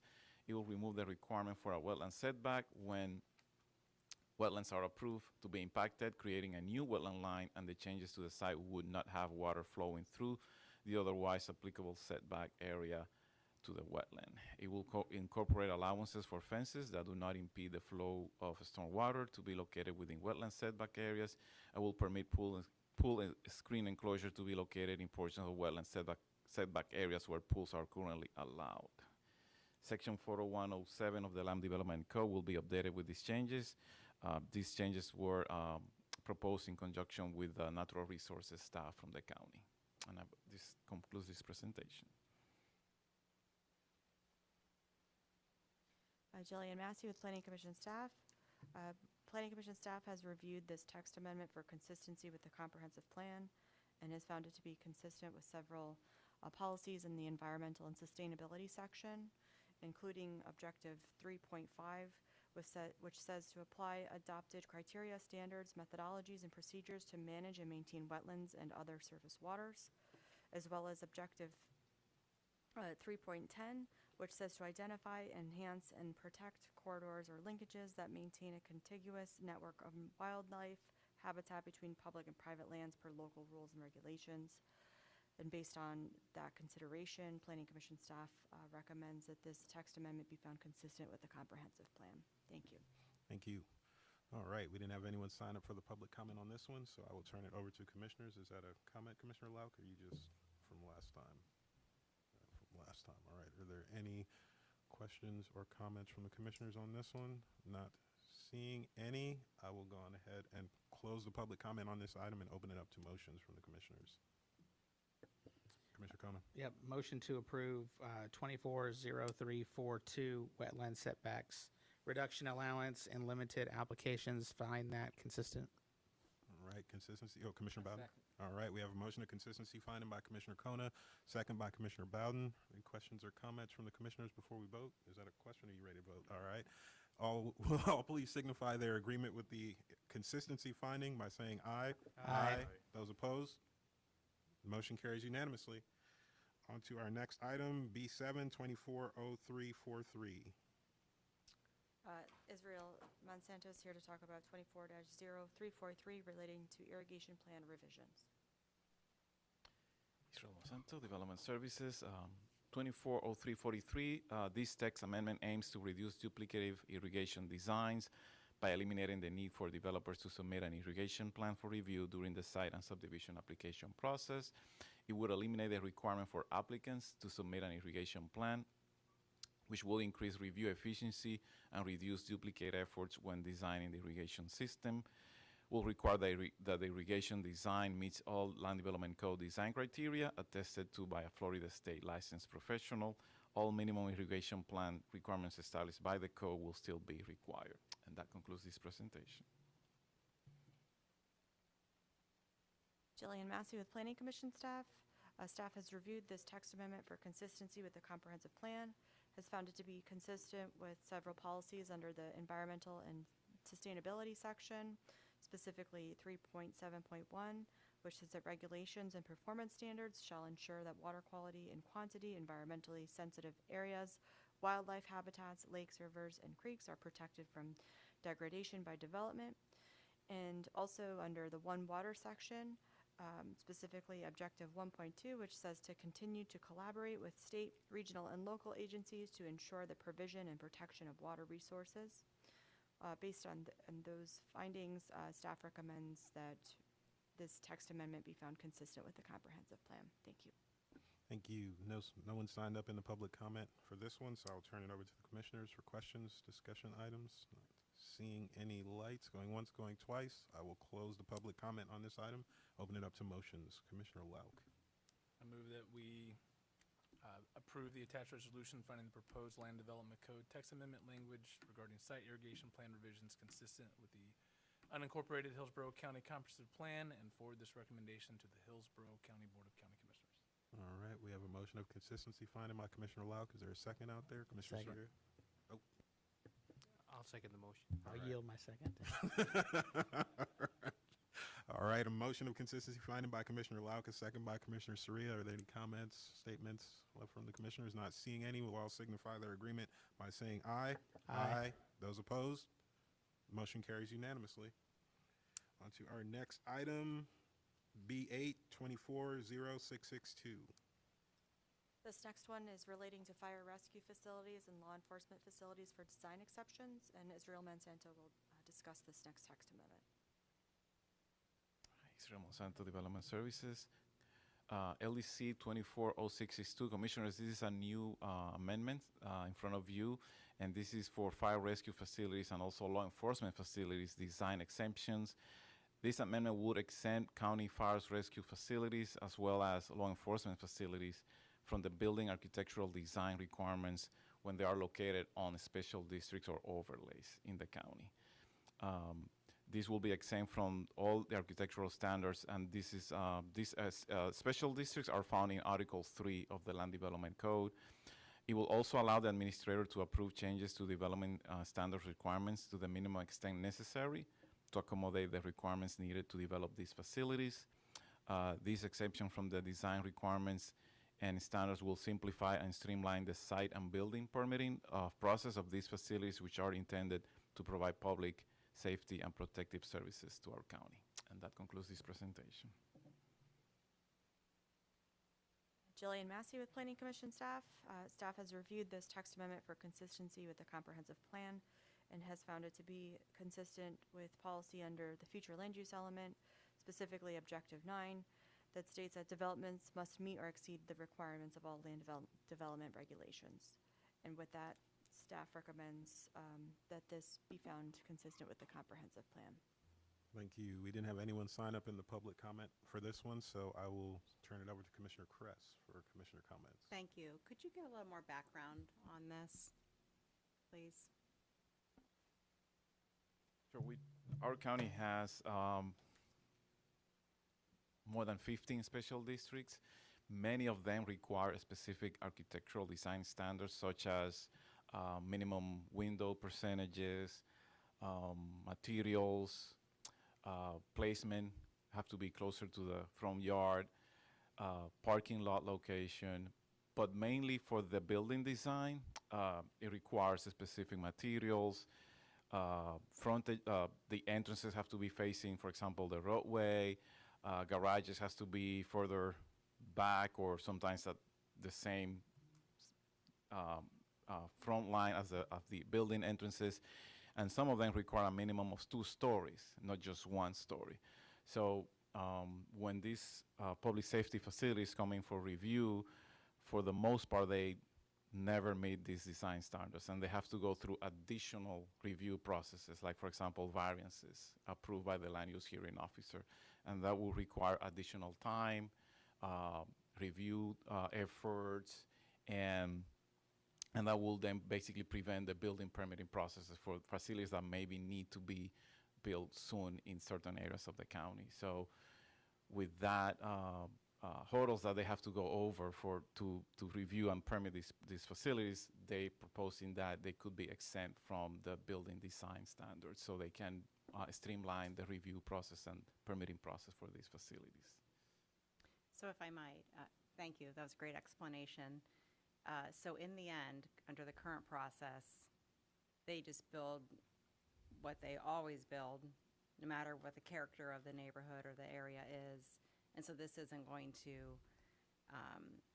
Right, it's very common for these facilities to file for variances. So they can be, these requirements are waived by the land use hearing officer, and then eventually they build with their design criteria based on their requirements for their safety or for their uses. So the variances are typically granted? For the most part. Yeah. As long as they meet the approval requirement for the variances, yes. Okay, so this sounds like an unfortunate reality that we just need to help streamline things so they can build their kind of cookie cutter architecture all throughout, no matter the character of the district. Yeah, sometimes they may have some materials that are consistent with the general character, or they meet the intent of the overlays or a special district. But for the most part, they cannot meet most of the standards. Commissioner Lau? Well, now, isn't this a conundrum for the county? No. I think what's good for the goose is good for the gander. The processes we have in place, the county should live by when it builds, when it develops, like the general public. And if it's too large of a hurdle to go through and it takes too much time, maybe we should look at the land use code and change it rather than issue blanket exceptions for fire and police. If they go through the code, the public has the opportunity to have input into those cookie cutter designs that don't blend in with the character of the existing neighborhood, and I think it's a healthy exercise for the public to have that input, period. So I'm going to be voting against this one. Thank you. All right, go to Ms. Zornita, and then I'll come to you, Commissioner Rodriguez. The only thing that I would add is that in these overlays, there already exists exemptions for other public institutions like schools and churches. So don't disagree that we shouldn't be trying to make sure these facilities blend in with the character of the surrounding area, but if we've already started to exempt some of them out, we could not find any justification for why some were exempted and some were not originally. Commissioner Rodriguez. Thank you. I guess my point here is that fire stations should look like fire stations and police stations should look like police stations. They should have consistent design so that the public recognizes where they're at. And I'll actually use a transit example, which is the metro system in Washington, D.C. Although there's many different neighborhoods and different designs that those transit stations are at, every transit station has the exact same signage and basically the exact same design so that the public knows it. This is where the transit station's at. Well, here in Hillsborough County, our public needs to know where their fire stations are. They need to know where their law enforcement facilities are, and that consistency in design helps guide them there. So I think in that respect that this is a good thing. Thank you, Commissioner Rodriguez. I'm going to go to Commissioner Bowden, and I'll come back to you. If they are cookie cutters and they normally get the variances, I think the thing would be, instead of going this route, what if they streamline that process, says, we know we're going to approve it, just, go that route versus, Well, the land use hearing officer is not administrative review. It's a public hearing review. So it has their timing set by the land development code. So there is no shorter review or approval process by the land use hearing officer. There may be some instances that they can make the decision once they go to the public hearing. They can make a decision, before the required timing for the land development code. But there is not an administrative review. There is no specific process by the land development code to reduce a decision or a hearing process. Yeah, so even if it was to become administrative, you'd still have to update the land development code, is what you're saying. Right, so it brings us right back to where we are now. Yeah. And also, to the point that Commissioner Rodriguez mentioned, today, fire stations, they are exempt from the design requirement, the design requirements that are also in the overlays and special districts. So there is also already a portion of the design criteria that they are exempted today. Thank you. All right, Commissioner Lau. Commissioner Fernandez makes some awesome points. Rodriguez. Oh, sorry. Sorry, Commissioner Rodriguez. Come He down didn't here. say anything. Come down here. Fernandez Sorry, sitting there Commissioner quiet to Fernandez. try and take. He's been quiet tonight. I was in the back of my mind. I was wondering why. Regardless, it was some fantastic points. I would submit, however, that they all look the same today under the current process, and I think it's a healthy exercise for the county administrators and department heads to go through the exercise of enjoying the code like the public does. They get done today. They get done on the timeline today, just like private development, and they should go through the same process is my contention. And to Ms. Zornita, that was also an informative comment where we already make exceptions. I had a smart attorney once tell me just because we made a bad deal last month doesn't mean we want to make a bad deal next month. So appreciate the comments though. Fiery tonight. All right. Had my coffee beforehand. Well, I'll just remind everybody that if somebody's going to make a motion against staff, again, we need policies, things like that. Again, I don't know where this one's going, but I'll just throw that out there. Are there any more comments or questions from the commissioners? Commissioner Kratz? I'll just comment that I appreciated Commissioner Rodriguez's comments as well. And, this is a little bit hard to swallow, but I do understand the pragmatism, so I'll be supporting it.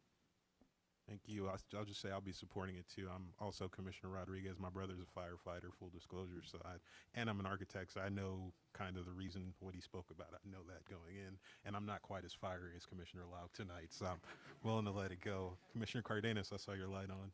Yeah, I guess part of this, when it comes to the special district areas and architectural design requirements, part of that makes me think if you have a certain area, you might want it to look a certain way, right? You might not want it totally change the character. At the same time, you know, then we have that whole problem with yellow fire hydrants and red fire hydrants, and you know, would somebody from an urban city necessarily recognize a yellow one? You know, you've got stuff like that. But you know, when you start looking at building heights, zoning setbacks, and stuff like that, and to give them kind of full range on that, well, that can go so many different ways. You know, I do think that from the point of view of you know, in the context of time and speed, I do think that, hey, we have a need for fire departments. We have a need for more, you know, fire stations, more police stations and such. I don't think that that's something that should get held back. So I don't think that's something that should be slowed down. If anything, I think it should just be made a priority. So I don't know if there's any way to work through that.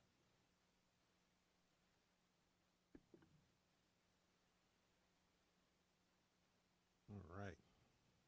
Are there any other comments or questions or statements from the commissioners?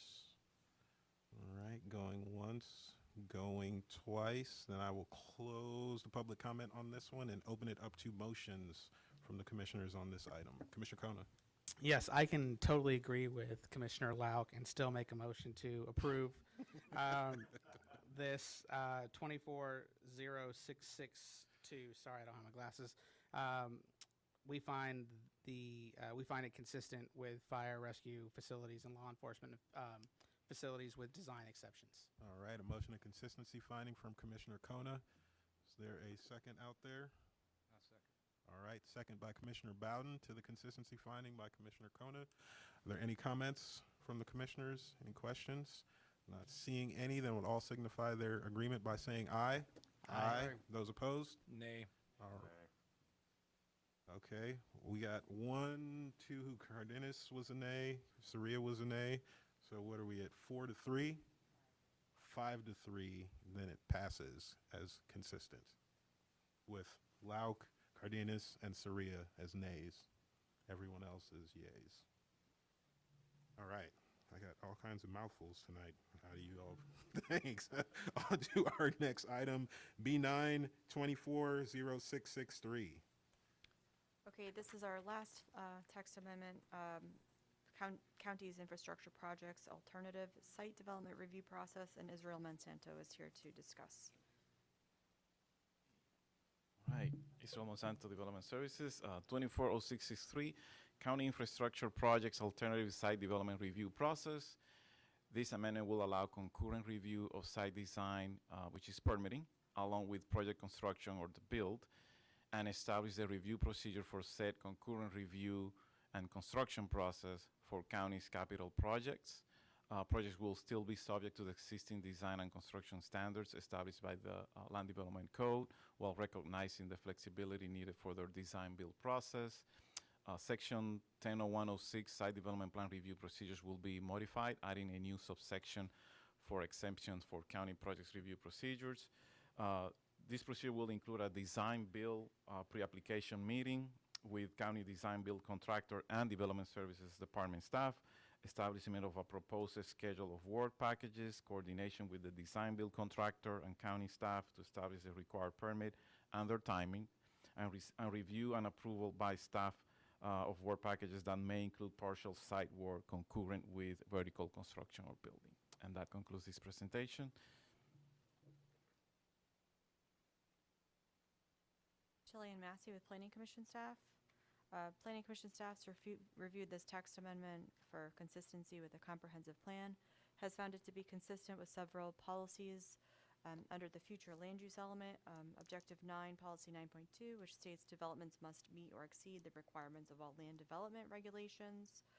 And Objective 11, which states that all new development and redevelopment shall be serviced with potable water, sewers, stormwater management facilities, solid waste disposal, and parks that meet or exceed the adopted levels of service established by the county. Furthermore, under the capital improvement section, Goal 1 states to provide and maintain in a timely and efficient manner adequate public facilities for both existing and future populations. And based on these considerations, Planning Commission staff recommends that the proposed text amendment be found consistent with the comprehensive plan. Thank you. All right, we had no one sign up in the public comment for this one, so I will turn it over to the commissioners for discussions, questions, statements. Commissioner Fernandez. Thank you, Mr. Chairman. I'm just curious, does this mean like things like when we're talking about stormwater projects that, you know, they don't have to beautify it like they have been recently, add native plants, things of that nature, or just, you know, put the capital project in and that's it, put dirt over it? No, these projects will still be required for the design criteria and approval process established by the Land Development Code. It will not exempt them from requirements or certain design criteria. What this is doing is to allow these projects to be reviewed, the site and the building to be reviewed concurrently, and then also allow to start the basic site grading and construction while they're still going over the review process. But all the requirements established by the Land Development Code will still be in place. Okay, thank you. All right, Commissioner Kona? Why wouldn't we offer some of these amazing features to private projects? I think that's my biggest thing is, you know, we're giving people the green light early because they work for the county. But if we're doing a project of significance for a commercial project, we don't do the same, which is really kind of irritating that, you know, we're giving kind of carte blanche to the county because they understand how difficult the permitting process and is, so they want to bypass it. So this one I think is more egregious than fire stations and police stations, but it's just my 2 cents. Thank you, Commissioner Kona. Commissioner Laut? I concur. Every private developer and landowner would sign up for this in a heartbeat. Every single one that comes before the BOCC and this body, if they were offered this deal, they would sign up for it in a heartbeat. Then this, I'll read from the text here. This new approach would allow flexibility in timelines so county projects meet expected project timelines while continuing to provide for needed reviews. Again, we have an onerous process that we're imposing upon our constituents, not our constituents, but county constituents, and the government is exempting itself from those same methodologies. Commissioner Cardenas? Yeah, a little bit of a problem that I have with that is if let's say we did do this and it did go through and they got to go this other process. Well, if 10 years from now, hey, there's an issue with whatever project it was because something was missed, because they went out of those lines, well, who gets to pay for it? Citizens. All right. You have any comments on any of that, Mr. Monsanto, or you don't have to, I was just. No, yeah. No, I was just gonna add that these are specific capital improvement projects. I mean, this is not you know, all type of projects. These are projects that are intended to you know, for the county improvement and infrastructure. For the greater public good is kind of what you're leaning towards there. Okay.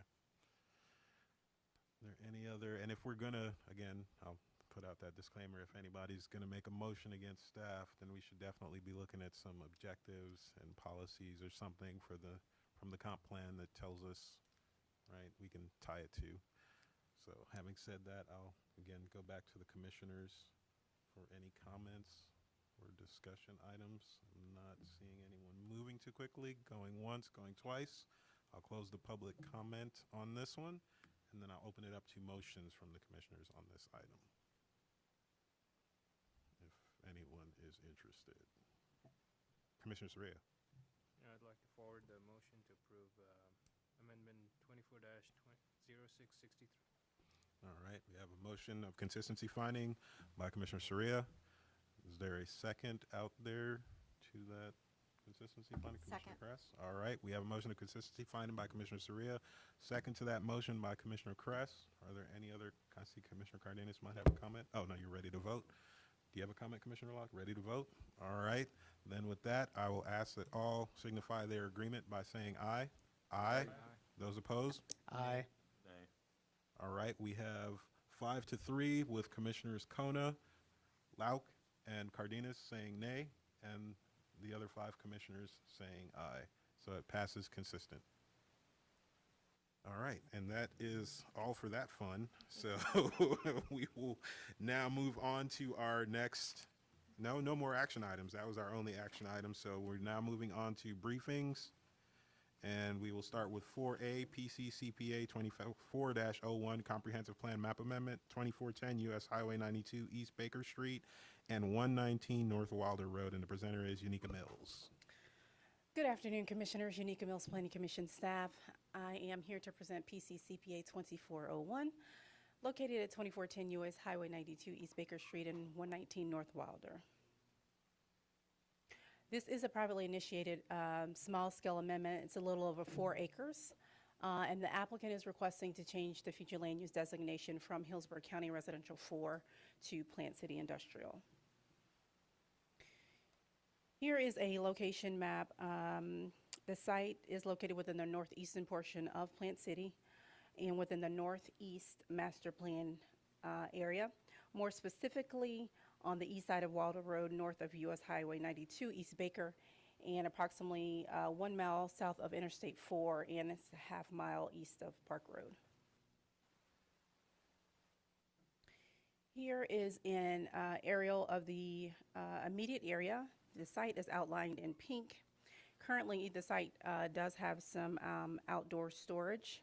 Some of the other uses in the immediate area include heavy commercial uses to the south, doing business as Tractor World construction equipment sales.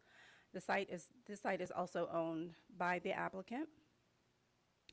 To the east, we have additional some industrial uses, doing a fabrication business. To the north, we have some agricultural uses. There is an associated single-family residential home with these agricultural use. To the south, across US Highway 92, there are additional industrial uses. To the west, we have the Plant City Tennis Center, which is owned by the City of Plant City. Currently, the site is designated under the unincorporated Hillsborough County Residential 4. Other future land use classifications in the area include Hillsborough County, heavy industrial just to the south. We do have a presence of Plant City Residential 12 just to the north of the subject site. We also have a presence of Plant City Residential 4. We also have a presence of semi-public, which is in the light blue, in the jurisdiction of Plant City. We also have a presence of Residential 20 in brown, which is also within the City of Plant City. Within unincorporated Hillsborough County, we have a presence of Residential 2 located here, Hillsborough County Residential 1 located here, and a presence of Hillsborough County Residential 4 located here. Within the City of Plant City, further south, we have a presence of residential, industrial, commercial future land use classification. The applicant is requesting to change a future land use designation to the Plant City Industrial. Currently, the subject site has the potential to develop up to 17 dwelling units or over 46,000 non-residential uses, of course, subject to locational criteria. If the subject site were to be approved under the Plant City Industrial, there would be no potential for residential development. However, the non-residential entitlements would increase to over 93,000 square feet. This concludes my presentation, and I stand for any questions that you may have. Thank you. Any questions from the commissioners? I had a quick one. I was wondering if there was some history to that property. I'm looking at the tapestry that's out there, and it seemed that we went back down in development intensity. We had that like R12 above it, then it jumped back down to the R4, then it goes to the industrial below it. It seems in the logic that we try to use now of, you know, filtering through and providing screening and stepping up and stepping down, this seems more logical. So I'm wondering why the R4 was there. The R12 get turned into an R12 recently, and it just left that little chunk there, or? I would have to look at the that's history what I of it to see when the residential 12 came into play. That I'm not sure of. Yeah, that's exactly. why I didn't expect you to have an answer. But when you come back, I'll be wondering about that for the regular, when we do take action on it. Okay, I can bring that information back. Thanks. Were there any other questions on this one? Not seeing any, then we'll thank you for the information and look forward to it coming back to us. Thank you. All right. Next briefing is a bunch of them from the City of Tampa Land Development Code text amendments. And the presenter is Emily Phelan. Emily Phelan, Planning Commission staff. There are a total of 7 Land Development Code text amendments as part of what we are briefing on today. The first 6 are part of the January 2024 Land Development Code cycle, and item number 7 is running concurrently but submitted separately. The first one has to do with accessory dwelling units. The second one is regulations governing individual special uses. The third one is compliance with certificate of appropriateness. The fourth one is permitted projections into required yards. The fifth one is Ybor City parking lots. The sixth one is alcohol sales, and the seventh one amends chapter 17.5 in the associated articles as well. And the City of Tampa is here, and they have a brief presentation.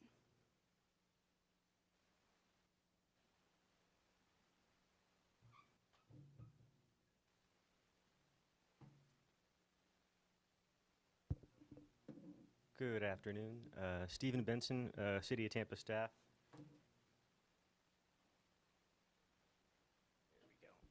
So we're here today to provide a briefing on the January 2024 cycle of Land Development Code amendments. These cycles are twice per year, and this is the January cycle. There were 6 amendments initiated as part of this cycle. 4 originated from staff, and then 2 were initiated by City Council through a motion. And then there is a 7th amendment that is not part of the cycle. It's not scheduled for public hearing, but we're bringing it to you because the timing was right, so you'll hear 7 amendments today. So just a little bit about the timeline. We workshopped these amendments with City Council back in February. In March, we held virtual public information meetings, and that was on March 19th in the evening. We gathered public comments throughout March and April, and then in April, City Council voted to transmit this amendment package to you for review and processing. And then in June, we anticipate a City Council first reading, and then July would be a City Council second reading. So these were the 6 amendments. Those last 2 at the end that Emily mentioned related to the residential the parking in Ybor City, as well as the amendment related to alcohol beverage and stadiums, were initiated by City Council motion. And for the first amendment, I'm going to ask Andy Mikulski from our staff to come up and present it to you. So Andy Mikulski, City of Tampa Planning Staff. The first amendment deals with ADUs. So this is just expanding the allowable area where ADUs are allowed.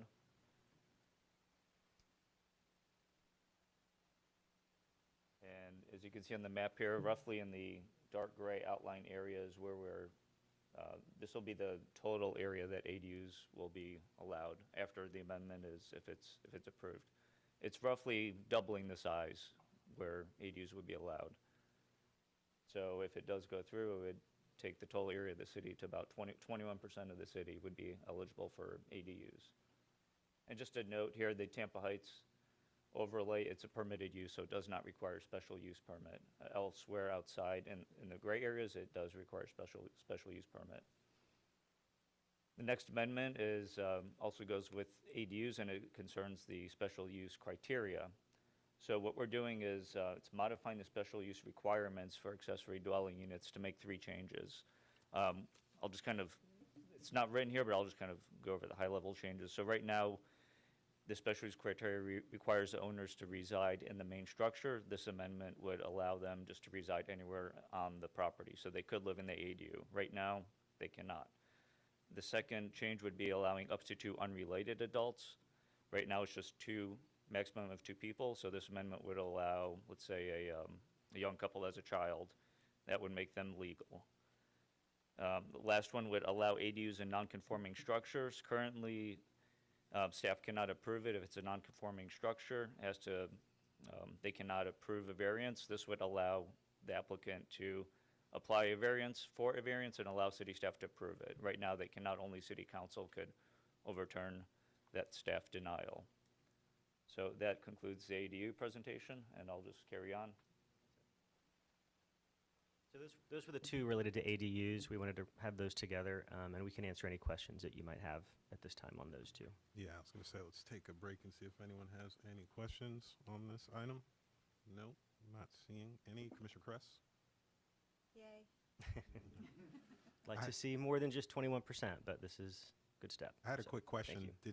Did I hear that if a couple has a baby, it brings them out of conformance with this? Like what? The opposite. The opposite. It brings them into conformance. It allows them to have, it's no more than two unrelated. Right now, it's just two period. So it So provides that's what I mean. flexibility. Currently, if they have a baby, Yeah. they're in trouble. Okay, just wanted to be clear. All three of the changes provide more relief. They Right. don't make it more restrictive. Right. All right. Commissioner Bowden? Yeah, well, Yes, sir. you said baby, I mean, what, is there a set number of occupants in the ADU? Two, right now, it is a maximum of two Two. unrelated. Right. But what we're saying is if you exceed two, but there's a relationship there, then we're not going to deny your application. You can be there. Okay, So the example he used was a couple and a baby because they're a family, so they can exceed two. but there's no max. No.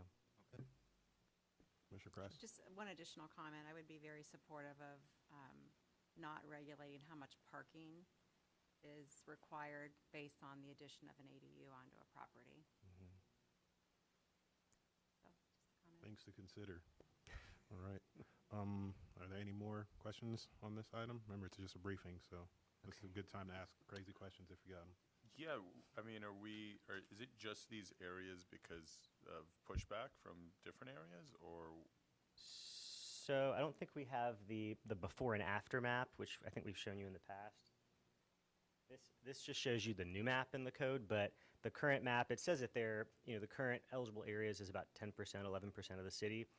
We're doubling this. So the gray area on the map is half the size currently. So we are getting bigger. It's just the process that was set forth by City Council, which was a neighborhood by neighborhood meeting approach, it's taken us a really long time to do that. And so rather than waiting until we touch the entire city, we're doing it in chunks. So we anticipate coming back, hopefully, and expanding it. Got it. Sure. All right. Are there any other questions from the commissioners? Not seeing any, we'll ask you to continue. Okay, thank you very much. The next amendment is going to be read by Dana Crosby-Keller with the legal department. Hi, Dana Crosby Collier. I'm an assistant city attorney, and in my capacity at the city, I represent a couple of our historic boards, Architectural Review Commission and the Barrio Latino Commission. So very recently, it came to our attention, well, let me just start again. In accordance with Florida statute, code enforcement boards the statute prescribes the amount of a fine that a code enforcement board can impose upon someone, and it is capped. So in accordance with 162.09 of the statutes, the city may adopt an ordinance which recognizes those damages that are so severe, they're irreparable or irreversible damages. And if we are able to present that to the special magistrate and he finds that is so, then he can or she can levy up to a $15,000 fine. But it has to be specially identified in the ordinance of the city that this is an irreparable damage. So we went through our code, and this specifically relates to the destruction of a historic property or a historic structure. So we are proposing to amend sections 27-100 and 27-117 in order to recognize that where someone intentionally or willfully or by negligence, because a lot of times people will do what's called neglect, demoted by neglect. If they do that to a contributing historic building, site, structure, or object, then the special magistrate, upon hearing the facts of that particular case, of course, would be able to levy the fine up to $15,000 in accordance with the law. So that's basically it. All right. Is that question time? Okay. Are there any questions from the commissioners on this one? I have a question. So the Yes. magistrate would determine if there was a willful and all that stuff. It's not like you've been charged in a court of law and found guilty or anything like that. The magistrate just kind of says. Code enforcement brings the case to the special magistrate, and they present their facts, and then the special magistrate makes his or her determination. As with every other case in code enforcement, only in this particular case, the maximum fine will be higher than normally. Okay, They're normally about $500 a day, capping at $5,000. all right. Commissioner Cardenas? Yeah, I guess my only concern with something like this is that we're talking about historical homes which are out there, and a lot of them, sometimes they're passed through generationally, and these people don't have much means. So if they don't have the funds or the ability to maintain the property, obviously we all know maybe they should sell it or something like that, but I don't know if they should necessarily be found negligent for not having the means to. There are a lot of provisions in the code that allow people to come in. There's a whole section in our code regarding historic structures regarding demolition by neglect. And when we have the two boards I mentioned, ARC and BLC, and we look at that when the case comes in before us, if it comes before us, sometimes it just goes to code enforcement. And we'll look at that time and listen to the owners and hear what they have to say about why the structure is in this condition or why it's come to this point. This particular amendment arose from demolition. The owner says it wasn't intentional, but a demolition of the oldest structure in Ybor City. It was built around 1900, and over the weekend it just fell down. And when council looked at that, and we went to them and they said, how can we save structures from people allowing them to fall into this kind of disrepair? And that's when we began to explore this provision in the law to give our special magistrates this option. They don't have to use it, but it gives them the option. We also have the same provision in our code, the $15,000 for grand tree. If a grand tree is chopped down, that too is an irreparable, irreversible damage. And that too can be subject already under current code to the $15,000 fine. Does this amendment include grand trees? It's already in the code. It's already in the code. I guess the only other side of it is, and I go from side to side, right, is if you really wanted to have some teeth, $15,000 is not a lot of money. And that we hear that a lot too, and that is very true. The problem is with code enforcement, it's all the fines are capped and established in statute. So whether you're a city or a county, as a special magistrate, you can only level the maximum amount that the statute allows you to levy. And at some point in time, the legislature decided it's time for us to look at these irreversible, irreparable things and impose a higher cap. But I agree. I mean, $15,000 doesn't even begin to scratch the surface when it's a grand tree or a house that was the first house in Ybor City. I mean, you can never replace those things. I agree. All right. Were there any other, I agree with you, by the way, with the not enough teeth thing. Once I understood what she was saying, my next question was going to be, well, why is it only 15K? But she explained that. So any other questions, comments from the commissioners? Not seeing any. We'll thank you and continue on. Okay, thank you.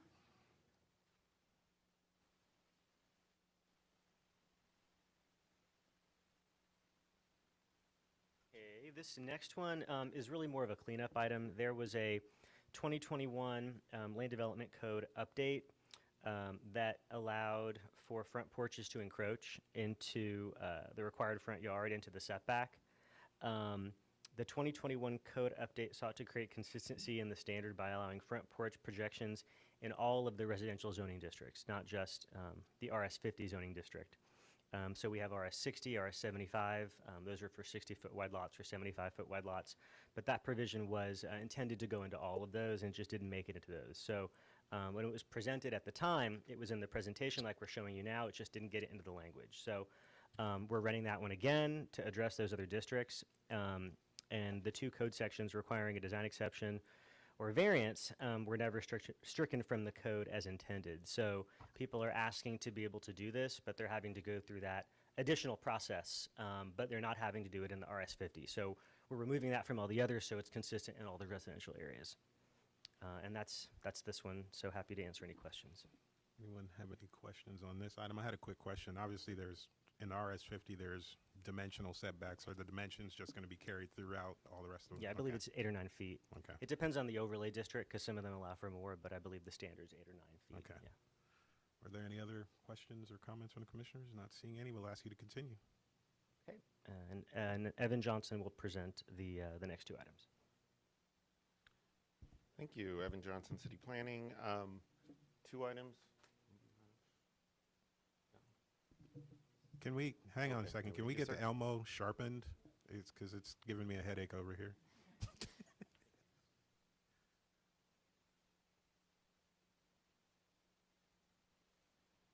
There we Whoa, go. Look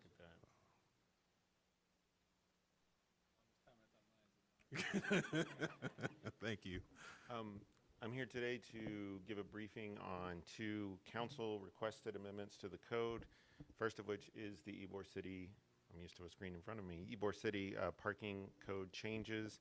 And essentially we were requested to look into some code amendments to address some safety and aesthetic concerns in Ybor parking lots. So basically what the code as written right now does is it first changes basically it's parking principal use, so allowing for parking as a principal use. Those will no longer be just allowed uses. You have to go through a special use process. So moving forward, the recommendation is to go through a special use 2, which would require city council approval of the permitted use of the parking lot use.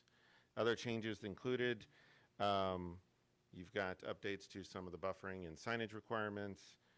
There's a requirement for a security plan and a security officer to be on those lots if they're paid lots and they're operating after 10 p.m. at night.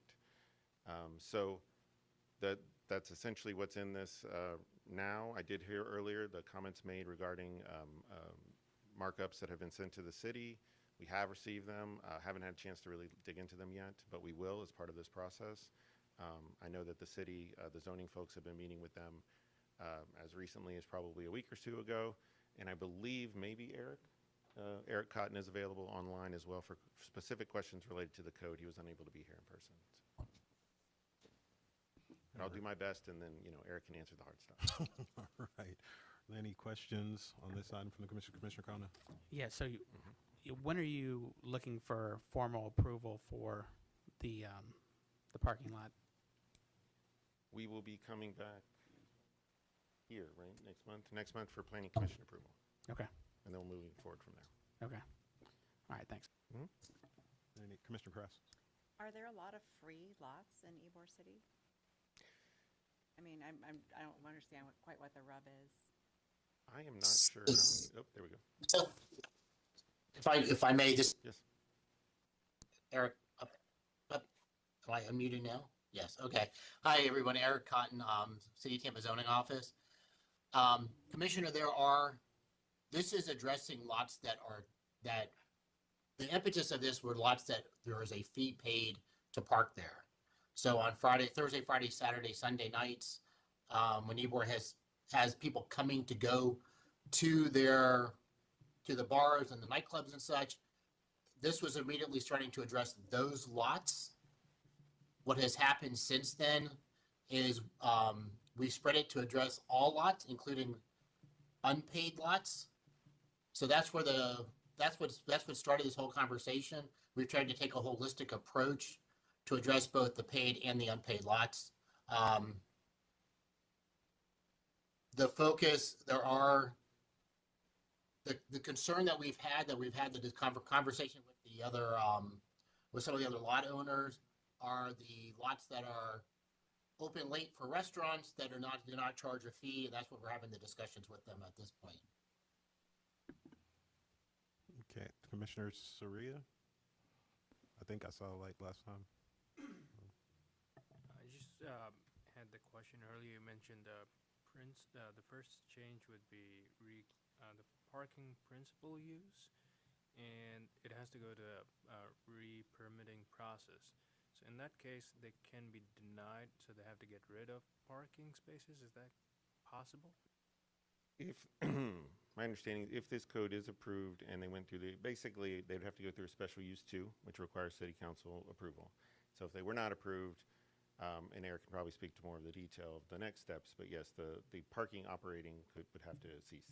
Okay, sounds great. Thank you. Commissioner Fernandez. We have to pay in city parking lots. Are they going to provide security as well?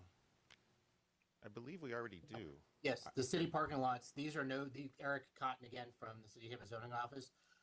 These standards are no less than what's required currently for the City of Tampa on itself. Okay. I've never noticed one. So maybe, think about, maybe a security officer based on how many parking spots. Because some of these smaller lots in Ybor can only fit 10 cars. Yet you can fit hundreds of cars in the parking garages. And so maybe you have a, security guard on the first floor, but I got to go to the 5th floor to get my car. So something to consider. Yes, sir. We have taken that into consideration, the number of lots and how many attendants are required and such. Okay, thanks. Commissioner Cardenas. Yeah, I guess my thought is, some of these restaurants and businesses, as they are, they've been there for a while, they do what they do. If their parking lot is being used because they have, clients, that's one thing. But, if they're selling parking spots, I think that's different. But if their parking spot is just being used, well, the reality is they have a towing mechanism to get anybody out that's there for another reason. I don't understand why, to a certain extent, it's almost like a punishment to be there, to have that space. Yeah, I'm kind of in there with this. Commissioner Lau. That's an interesting thought. This purports just to cover the paid parking lots, correct? So I think about Columbia, for example, that has a parking lot across the street from it. You don't pay to park there. You go in, you eat, you leave. Would it be subject to this change as well? That parking lot? It is not subject to the security requirements unless it's being operated as a paid lot, as a principal use after 10 p.m. during those specific hours. Thank you. All right. Are there any other Commissioner Press? Yeah, it's just, I think it's my understanding, and I know we've had this experience downtown a little bit. It's like the parties that happen in the parking lots kind of thing. And then there's people trying to live and sleep around there as well. So I'm guessing that's probably what's kind of at the heart of the problem for a lot of them. And I think this also covers like landscaping and how the lot looks too, right? Yes, there are some changes to the landscaping as well as the fencing that would be required both along the rights-of-way as well as in between parcels.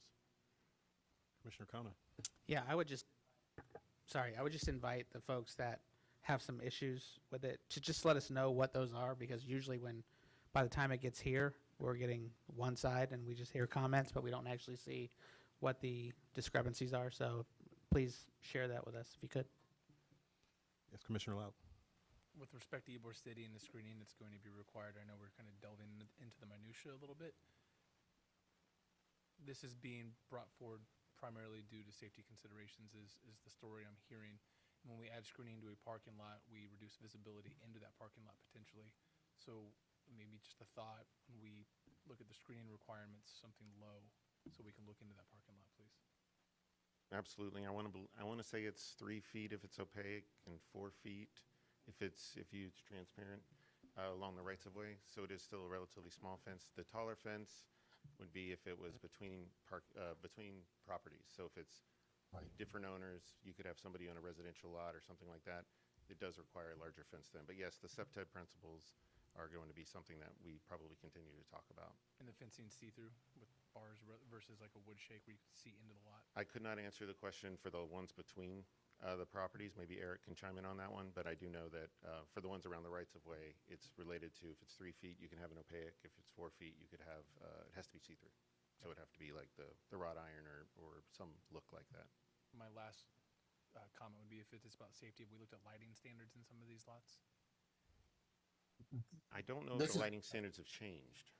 They have not. Eric Cotton, again, City of Tampa, they have not changed. They're currently in the code. We've just cleaned them up a little bit to update what was in there, because we were talking about requirements from, I think, 2002. So we've updated it to just add some language to specify, current code, current regulations and all that. We did have a meeting with TICO and with the City of Tampa Street Lighting Group. Okay, good work to date. Thanks. I had a question. Has TPD been involved in this in any way? Because We haven't really talked about the actual public safety officials, so I'm just wondering if they've had any input on any of this. Again, I know that's the case, but I would have to shift over to my friend Eric, who I'm pointing at the TV here, because I know he's been at those public meetings. Yes, Eric Cotton, City of Tampa Zoning Office. Yes, in all the meetings we've had with the public, both, and we've had them at the YCDC, we had them at HCC, and we had one, I believe, in our office. TPD has been involved in all the conversations, and there has been discussion over their role in this, in providing security and such, in addition to having security guards and stuff on the property. All right. Commissioner Fernandez. Yep, I would like also maybe to consider Park Mobile putting some money in towards this for the private lots, because they're very expensive too. They're on-street parking, and it seems like I have to pay, and I've brought this up before, $4 for the hour, even if I'm there for 10 minutes, and so they're profiting maybe $15, $20 an hour on a lot. So why can't they also, as private parking company, contribute? Certainly an interesting comment, and we'll take it back and see if we can get some direction internally on it. All right. Are there any other comments or questions on this briefing item from the commissioners? Not seeing any. Then we'll thank you for the information and have you move on. All right. The next one is another City Council requested amendment. This one we were requested. Okay. Staff was requested to work on development of a process that would allow for the permitting of alcohol sales in some specific zoning districts for professional sports teams. So this basically this code creates some special use criteria and uses for these types of venues.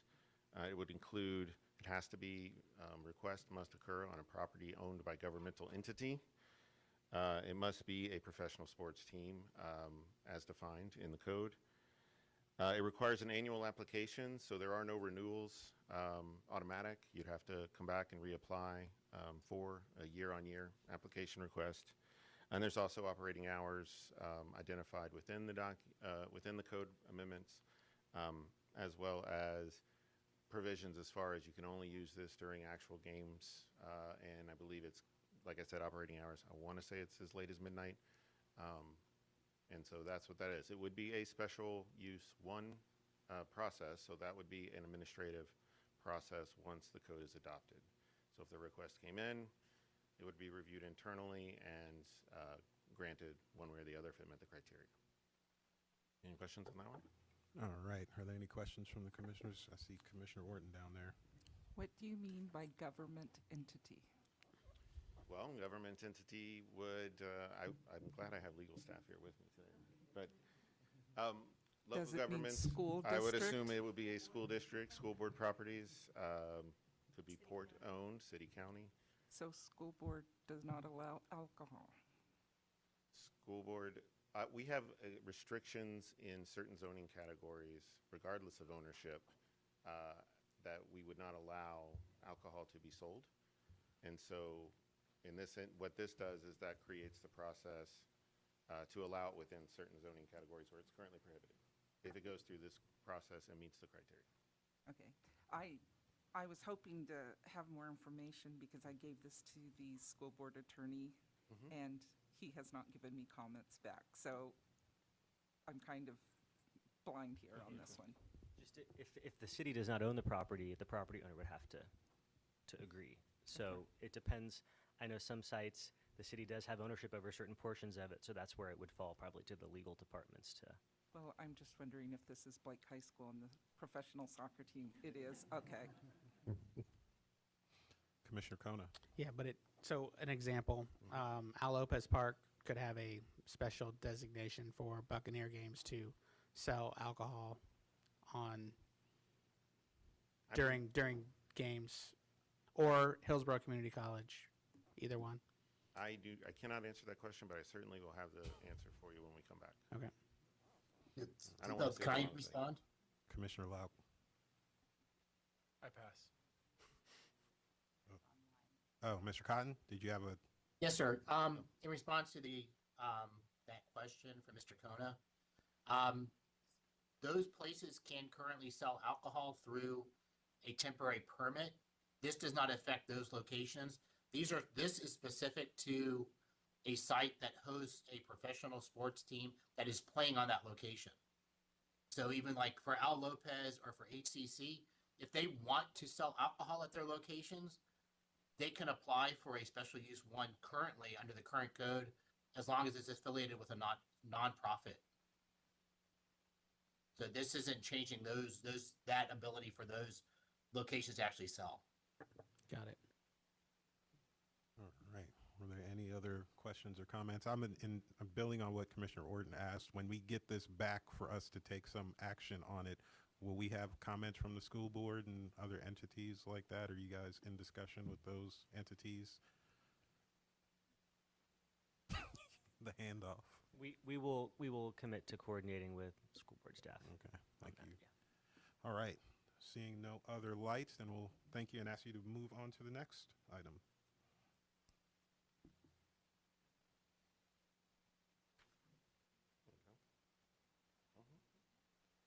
Hi, Dana Crosby Collier again from the City Attorney's Office. This is the additional amendment that was mentioned that's actually not running with the cycle, but it was submitted separately to the Planning Commission.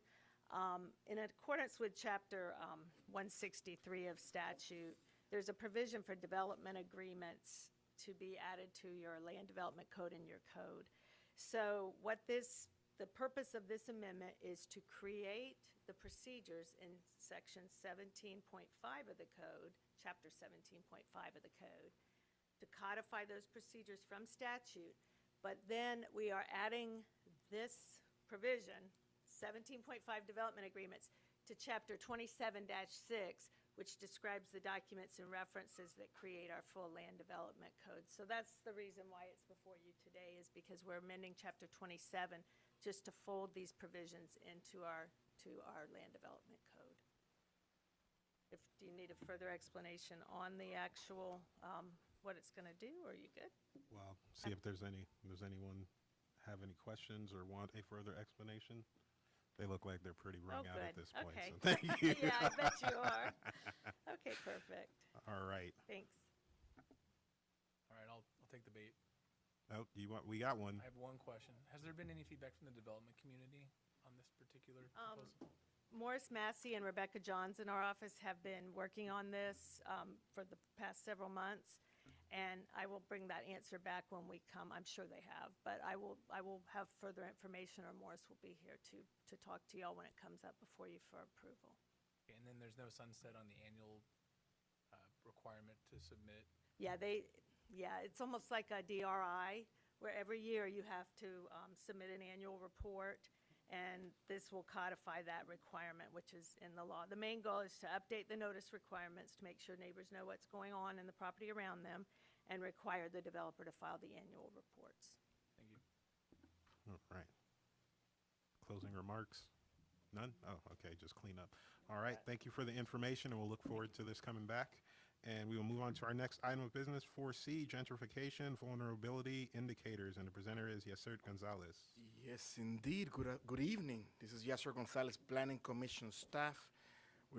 We know we're pressed for time, so I'm going to try to make this as brief as practicable.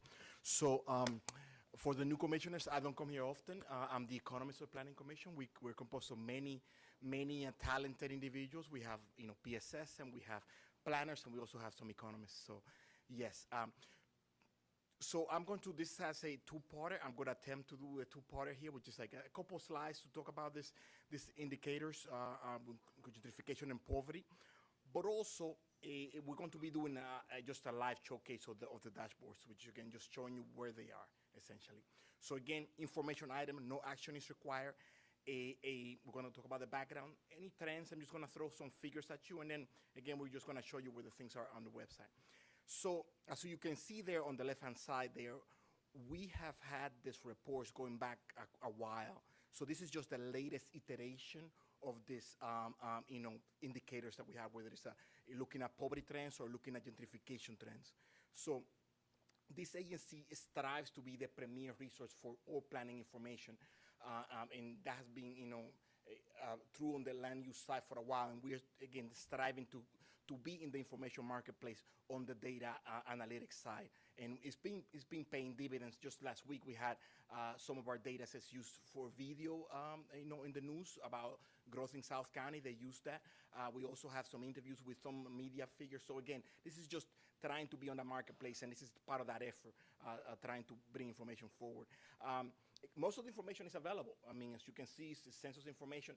Nonetheless, the value added that we bring to this is the fact that we bring it into the same geographic unit, so now you can see how the geographic unit changes across time, and Commissioner Fernandez can vouch for the fact that if you present things in the same units, same geographic units, it's just helpful to the general public.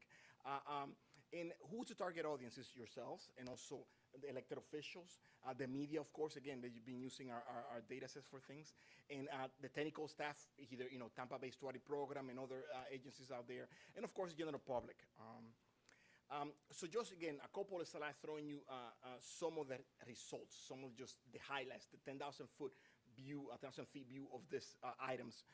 So if you think about a census tract, this is a collection of neighborhoods. So it's just like, think about a large neighborhood. So if you are in Seminole Heights, it will be, several blocks. And if you are in Brandon, it will be more suburban. There will be smaller subdivisions coming together. So when you're looking at it, nearly one out of two is either highly or very highly vulnerable to gentrification. Now, we looked at it across time, so we're not seeing a change in the number of tracts that are vulnerable, neighborhoods that are vulnerable to gentrification. And they are mostly concentrated in the urban service area, because that's where you have more density and more jobs, right? And of course, Plant City, which is a highly developing area. Now, most of these ones that are vulnerable are already experiencing high or very high levels of gentrification. So again, just an overview, 10,000 foot. We're going to show you how, if you want to drill down to your neighborhood, you could. Now, so we're switching from gentrification to poverty. On the one hand, we've seen that only 10 out of over 300 neighborhoods have what's called high concentrated poverty, which is at least 40% of the residents are poor. So again, only 10 of them are, and only 5 of those have been consistently poor, for a significant amount of time, at least since 2010, let's say, or even longer.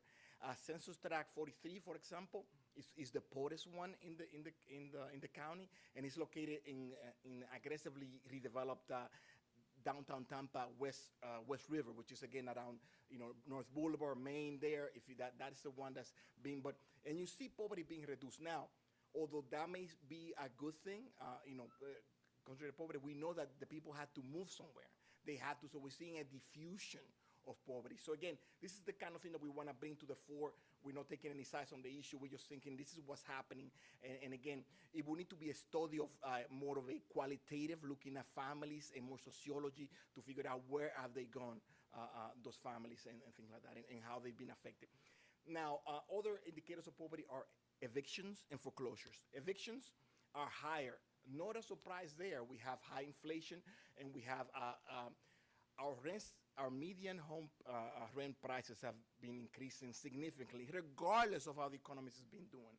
And now we have the other stressor, which is inflation, which has been fairly high. So again, no wonder evictions have gone. On the other side, foreclosures are only at the level, pre-pandemic levels. Now, as interest rates go up, we don't know what's going to happen to that, but that's exactly what's happening. So for the demographic and economic data page, that's where you go to get our profiles, to get our blogs, to get any information you want in terms of demographic and economic data sets. We have added two tabs. Again, there were tabs there before, but we're just doing this new version. One is called Vulnerable Population, and again, it's going to give you some dashboards and some maps there and some reports, and also is the gentrification indicators. So now we're hoping that, there we go, here. There we go. So here, this is our demographic and economic data page. If you go to the Vulnerable Population site, consistent with modern economic communications practice, if you will. Every time you mention an issue, whether it is pedestrian safety, whether it is, in this case, poverty or gentrification, you also bring up the resource. What resources are available? So here we present you right away with a non-discrimination plan, that. So we're going to be talking about vulnerable population, but also we have this plan here that has all these items that we are trying to follow in order to either lessen the impact or, again, what can we do as we approach these communities with plans, with ideas that, integrate them into our plans and hopefully, help them out. Okay, so slowly. So if you recall vaguely, again, I'm going very quickly, the report that we had earlier in the previous version was a very was an awesome report, well produced. But, and it had like, an executive summary and all that. But in the era of Twitter or X, in the era of like people doing Instagram, people want more of a slide, more of a synopsis. And this is what we've done with this report. And as you can see, I'm just going to quickly, it has some pictures there, but it gives you just the facts, sir, ma'am, right there. And it gives you, and if you want to know more, here's the more text. Again, you can download this report, and it gives you graphs that you can download, talk about it, and it also has our agency branding. Why is that important? And again, aside from just tooting our own horn, is the fact that sometimes people come to us and say, we got this graph that was produced 3 years ago, and then we don't know whether we produced it, the city of Tampa produced it. So here with the agency branding, it helps us to, okay, so we were the ones that did that, and we can definitely, see how we can update. Again, also includes maps and things like that. And it goes back to 1970. Now, when you're going into these other maps, like the Census Country to Poverty, when you click on it, you can see it goes right away to a dashboard. And it explains to you what the levels are for the dashboard. It explains to you what tables were used in the American Community Survey and Explore. And once you're here, it gives you what we didn't have before. This version you have now 2010, 2017, and 2022. So you can go back for the same polygon, right, the same GIS polygon. You can go back 2010, 2017, 2022 and see how is it being affected. And then when you click, you can see here, I want to click and I'm like, near Chancey here, and it gives us, all this information that you can, again, snapshot, you can take pictures of, you can point out in your neighborhood meeting. So it's, again, you don't have to have GIS for this. It's available online. So again, anytime, don't have to call Yasser and figure out how to do this. You can just do it, in your PJs and go from there. Now, the other, any questions at this point? I know I'm going quite fast, but I'm trying to be efficient and respectful of people's time. Now, the other one is the final one is the gentrification by census tract. In the previous version, gentrification was a section of a report. Now, because we've changed the methodology, we had to explain what we did. And again, there's many methodologies. Berkeley has it. Wisconsin has one. We went with University of Texas, and we had to explain the technical memorandum. We have a technical presentation there, and we also bring up resources. Again, in modern communications, you bring resources along with the issue, whether that is self-harm or whatever issues you're addressing. You say, if you're experiencing these things, please, consult this. So the first thing we do is that. And then we have our dashboards. We love our dashboards. So here we go. And we click on the map, and those maps are 508 compliant. We have a description there for people that are visually impaired and that hearing impaired that can avail themselves. And then once you're here, you can see that, first of all, how is my neighborhood doing in terms of light tracks? And here we have legends. We have a legend here that tells you what's happening. And again, in the previous screen, give you more information on that. You can click on an individual tract and get the level of gentrification and how it's performed. So you get level of gentrification. You get vulnerability to gentrification. And you also get, the University of Texas says, gentrification occurs when you have rapid demographic change, which doesn't necessarily have to be a racial or ethnic. It can be, for example, low-income household to high-income household. Can be persons without cars, houses without cars to households with cars, for example. And then pair that in tandem with an increase in prices. In the case we're using the median home price per square foot. Again, we're very close to the end of this, but this is a very interesting point. Most of the maps that I've shown you in this very fast sequence, it says high, medium, low. We cannot do this with prices.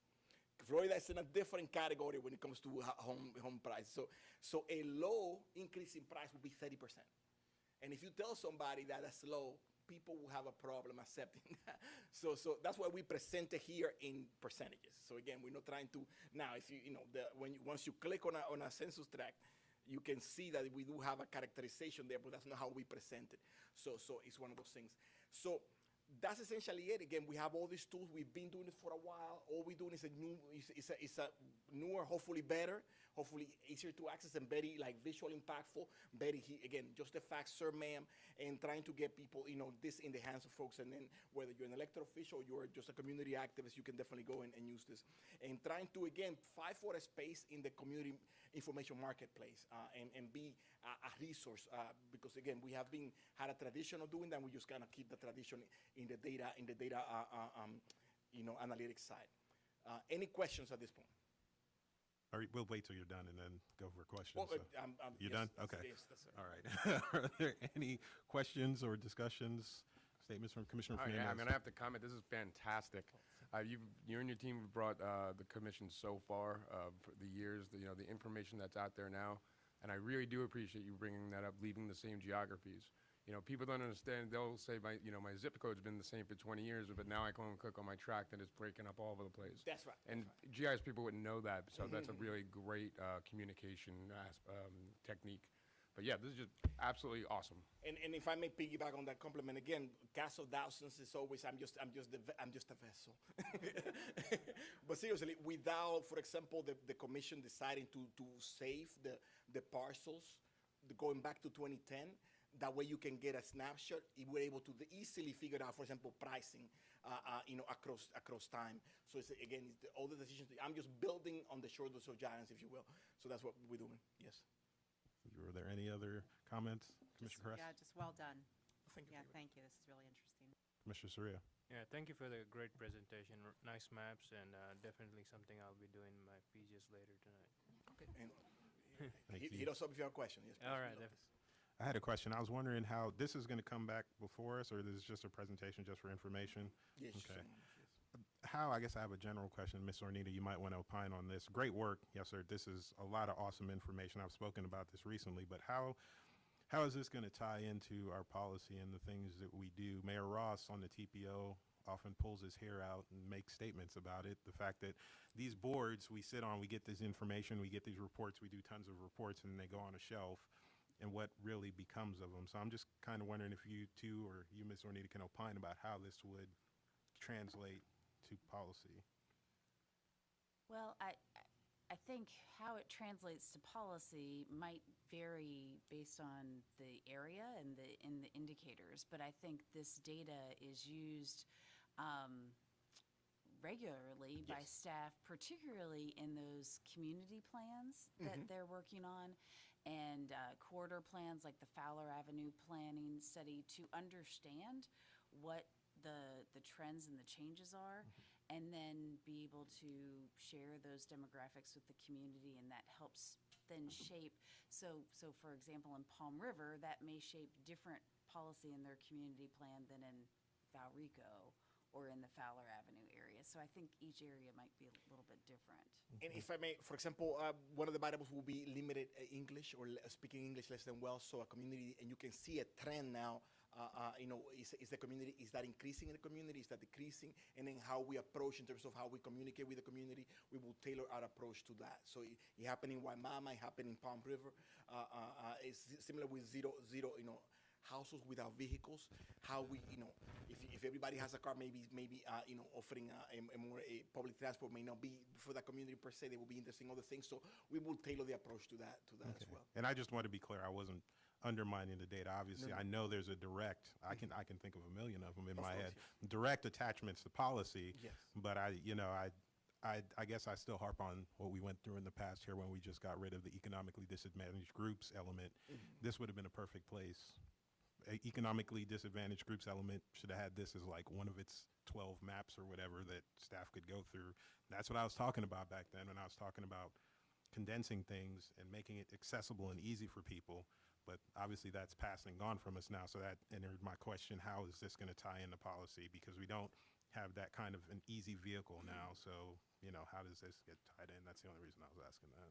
Well, I would just add that there are a number, particularly in the updated county comprehensive plan and now in the city of Tampa, a number of policies that refer to some of the data that is utilized here as indicators or things that saying we need to look at an area differently. Okay. And wait, there is more, like the commercial said. But seriously, this has its own section because we're trending the data. But when you go into our wildly popular profiles of communities, we also have a year snapshot. For example, with 2023 data is in those profiles for, again, zero vehicle households, for limited ability to speak English. So all that's a snapshot here. What we present on these new tabs is more of a trend, what's trending, what's happening, so you can get a more holistic picture. But again, this information is permeated throughout our data products because again, even though the element may not be present, our commitment is unwavering. And I have one more question. Is this going to be presented to the TPO? We can talk with Mr. Wong about that. Yeah, it might be. I know on that board there's a lot of people who might be interested in this, but again, Mayor Ross may go crazy because it's another report, but we wouldn't have to accept it, so it might be a good thing. I don't know. I was just throwing that out there. We'll talk with Johnny about that. All right. Were there any more questions or comments from the commissioners on this one? Seeing none, well, thank you for the great report and information. Great work, and we will move on to our next item. It's item number 5, Executive Director's Report. Melissa Zornita, Executive Director. Given the late hour, I'm going to be very brief. You have my report in front of you.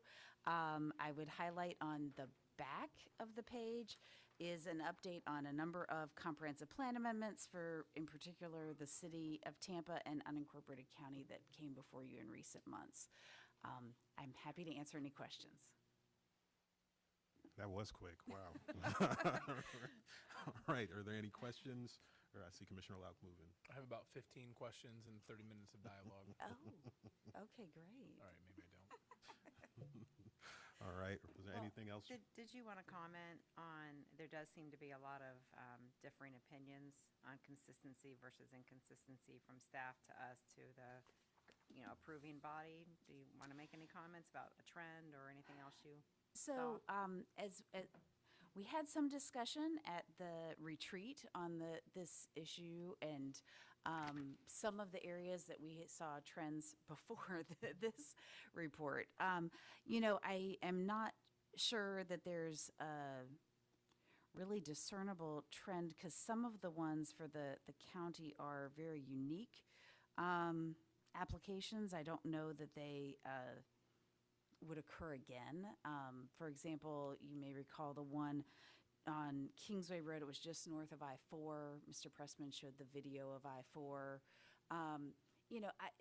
That may be something that we need to look at that area along the interstate a little bit differently as we look at expansion of the urban service area potentially in that area, and whether or not maybe that should trend more towards employment uses as opposed to residential.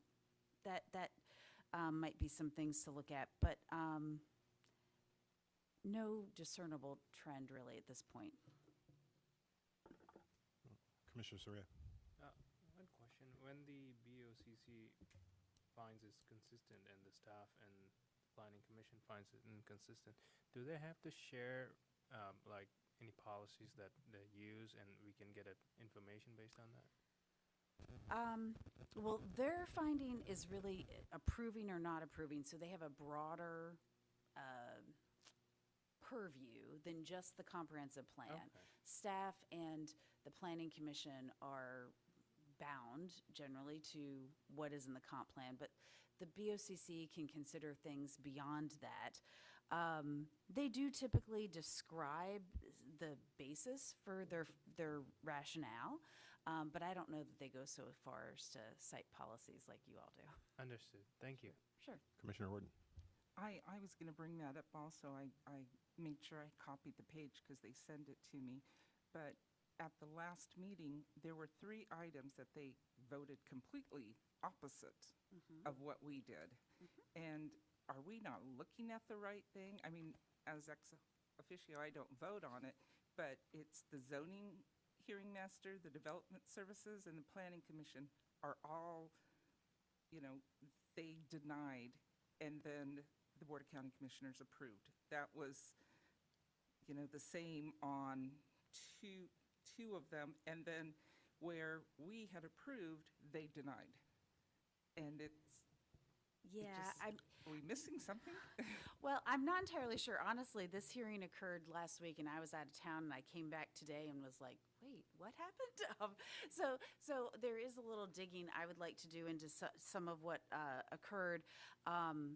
I will say the one on Armand Drive that was found consistent, there was quite a bit of public opposition to that one. That was the one in the Town and Country area. They shrunk it and reduced the density they were asking for, but there was a lot of, ultimately, the Board of County Commissioners takes into that broader purview the public comment that they receive as well.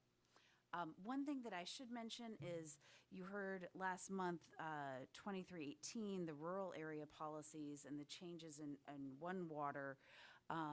They did move those forward, but they did exempt the Keystone area, which I know you all heard quite a bit about last month. All right. Were there any other questions from the commissioners? I did have a question on the Pine Key. Yes. Is that coming back? Is that lurking somewhere? Well, the owners came and met with myself and Mr. Gormley. We have asked for some items for them to bring forward to address some of the concerns that the board raised related to public safety and impacts on the port. And we'd had some discussions with them 6 months or more ago. Unfortunately, when we met with them, we had to reiterate those concerns, and they did not have the answers. So they're working on it. Okay. So it will come back as soon as it's ready to, I guess.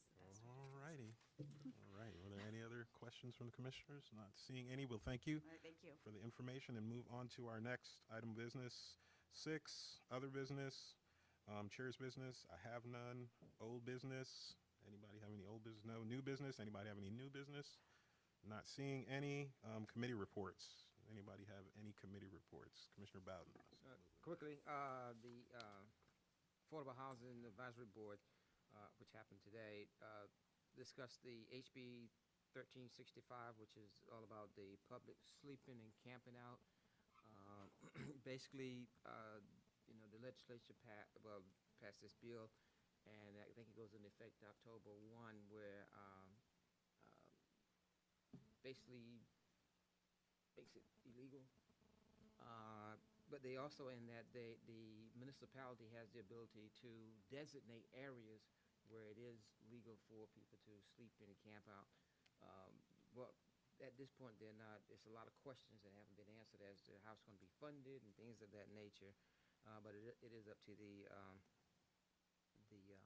municipality.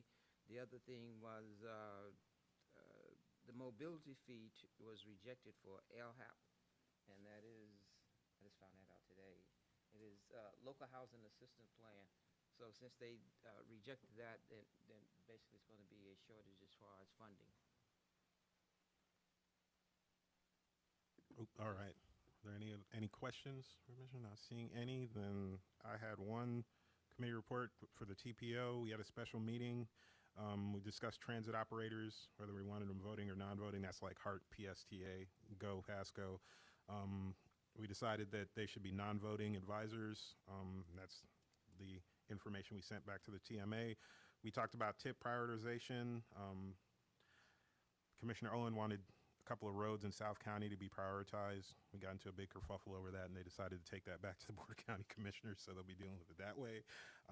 We got the Access 2050 Long-Range Transportation Plan survey results and gave away some prizes. And then we had our regular meeting also, so we had 2 meetings since we've had our last Planning Commission meeting. In the regular meeting, we discussed the Unified Planning Work Program and adopted it. That's the TPO's work program and funding for their work program going forward into the next year. We discussed Access 2050 Plans Needs Assessments, some new methodologies and ways of looking at what roads we should prioritize and where we can put money to get the best bang for our buck for infrastructure investments. And there was a wide range of discussion around that, but we ended up agreeing and receiving that report. In 2024 State of the System report was also a similar report that we are all agreed on and received. That was about it from the TPO. Any questions, discussions? Not seeing any. Everyone's worn out. All right. So no more committee reports, going once, going twice. All right. So that's it. That's all we had for this meeting. So at this point in time, we will take a short break here and probably come back at 6:15 because we're way beyond our 5:30 start time. So we'll be back at 6:15 for the public hearing. And with that, at 5:52, this meeting is adjourned.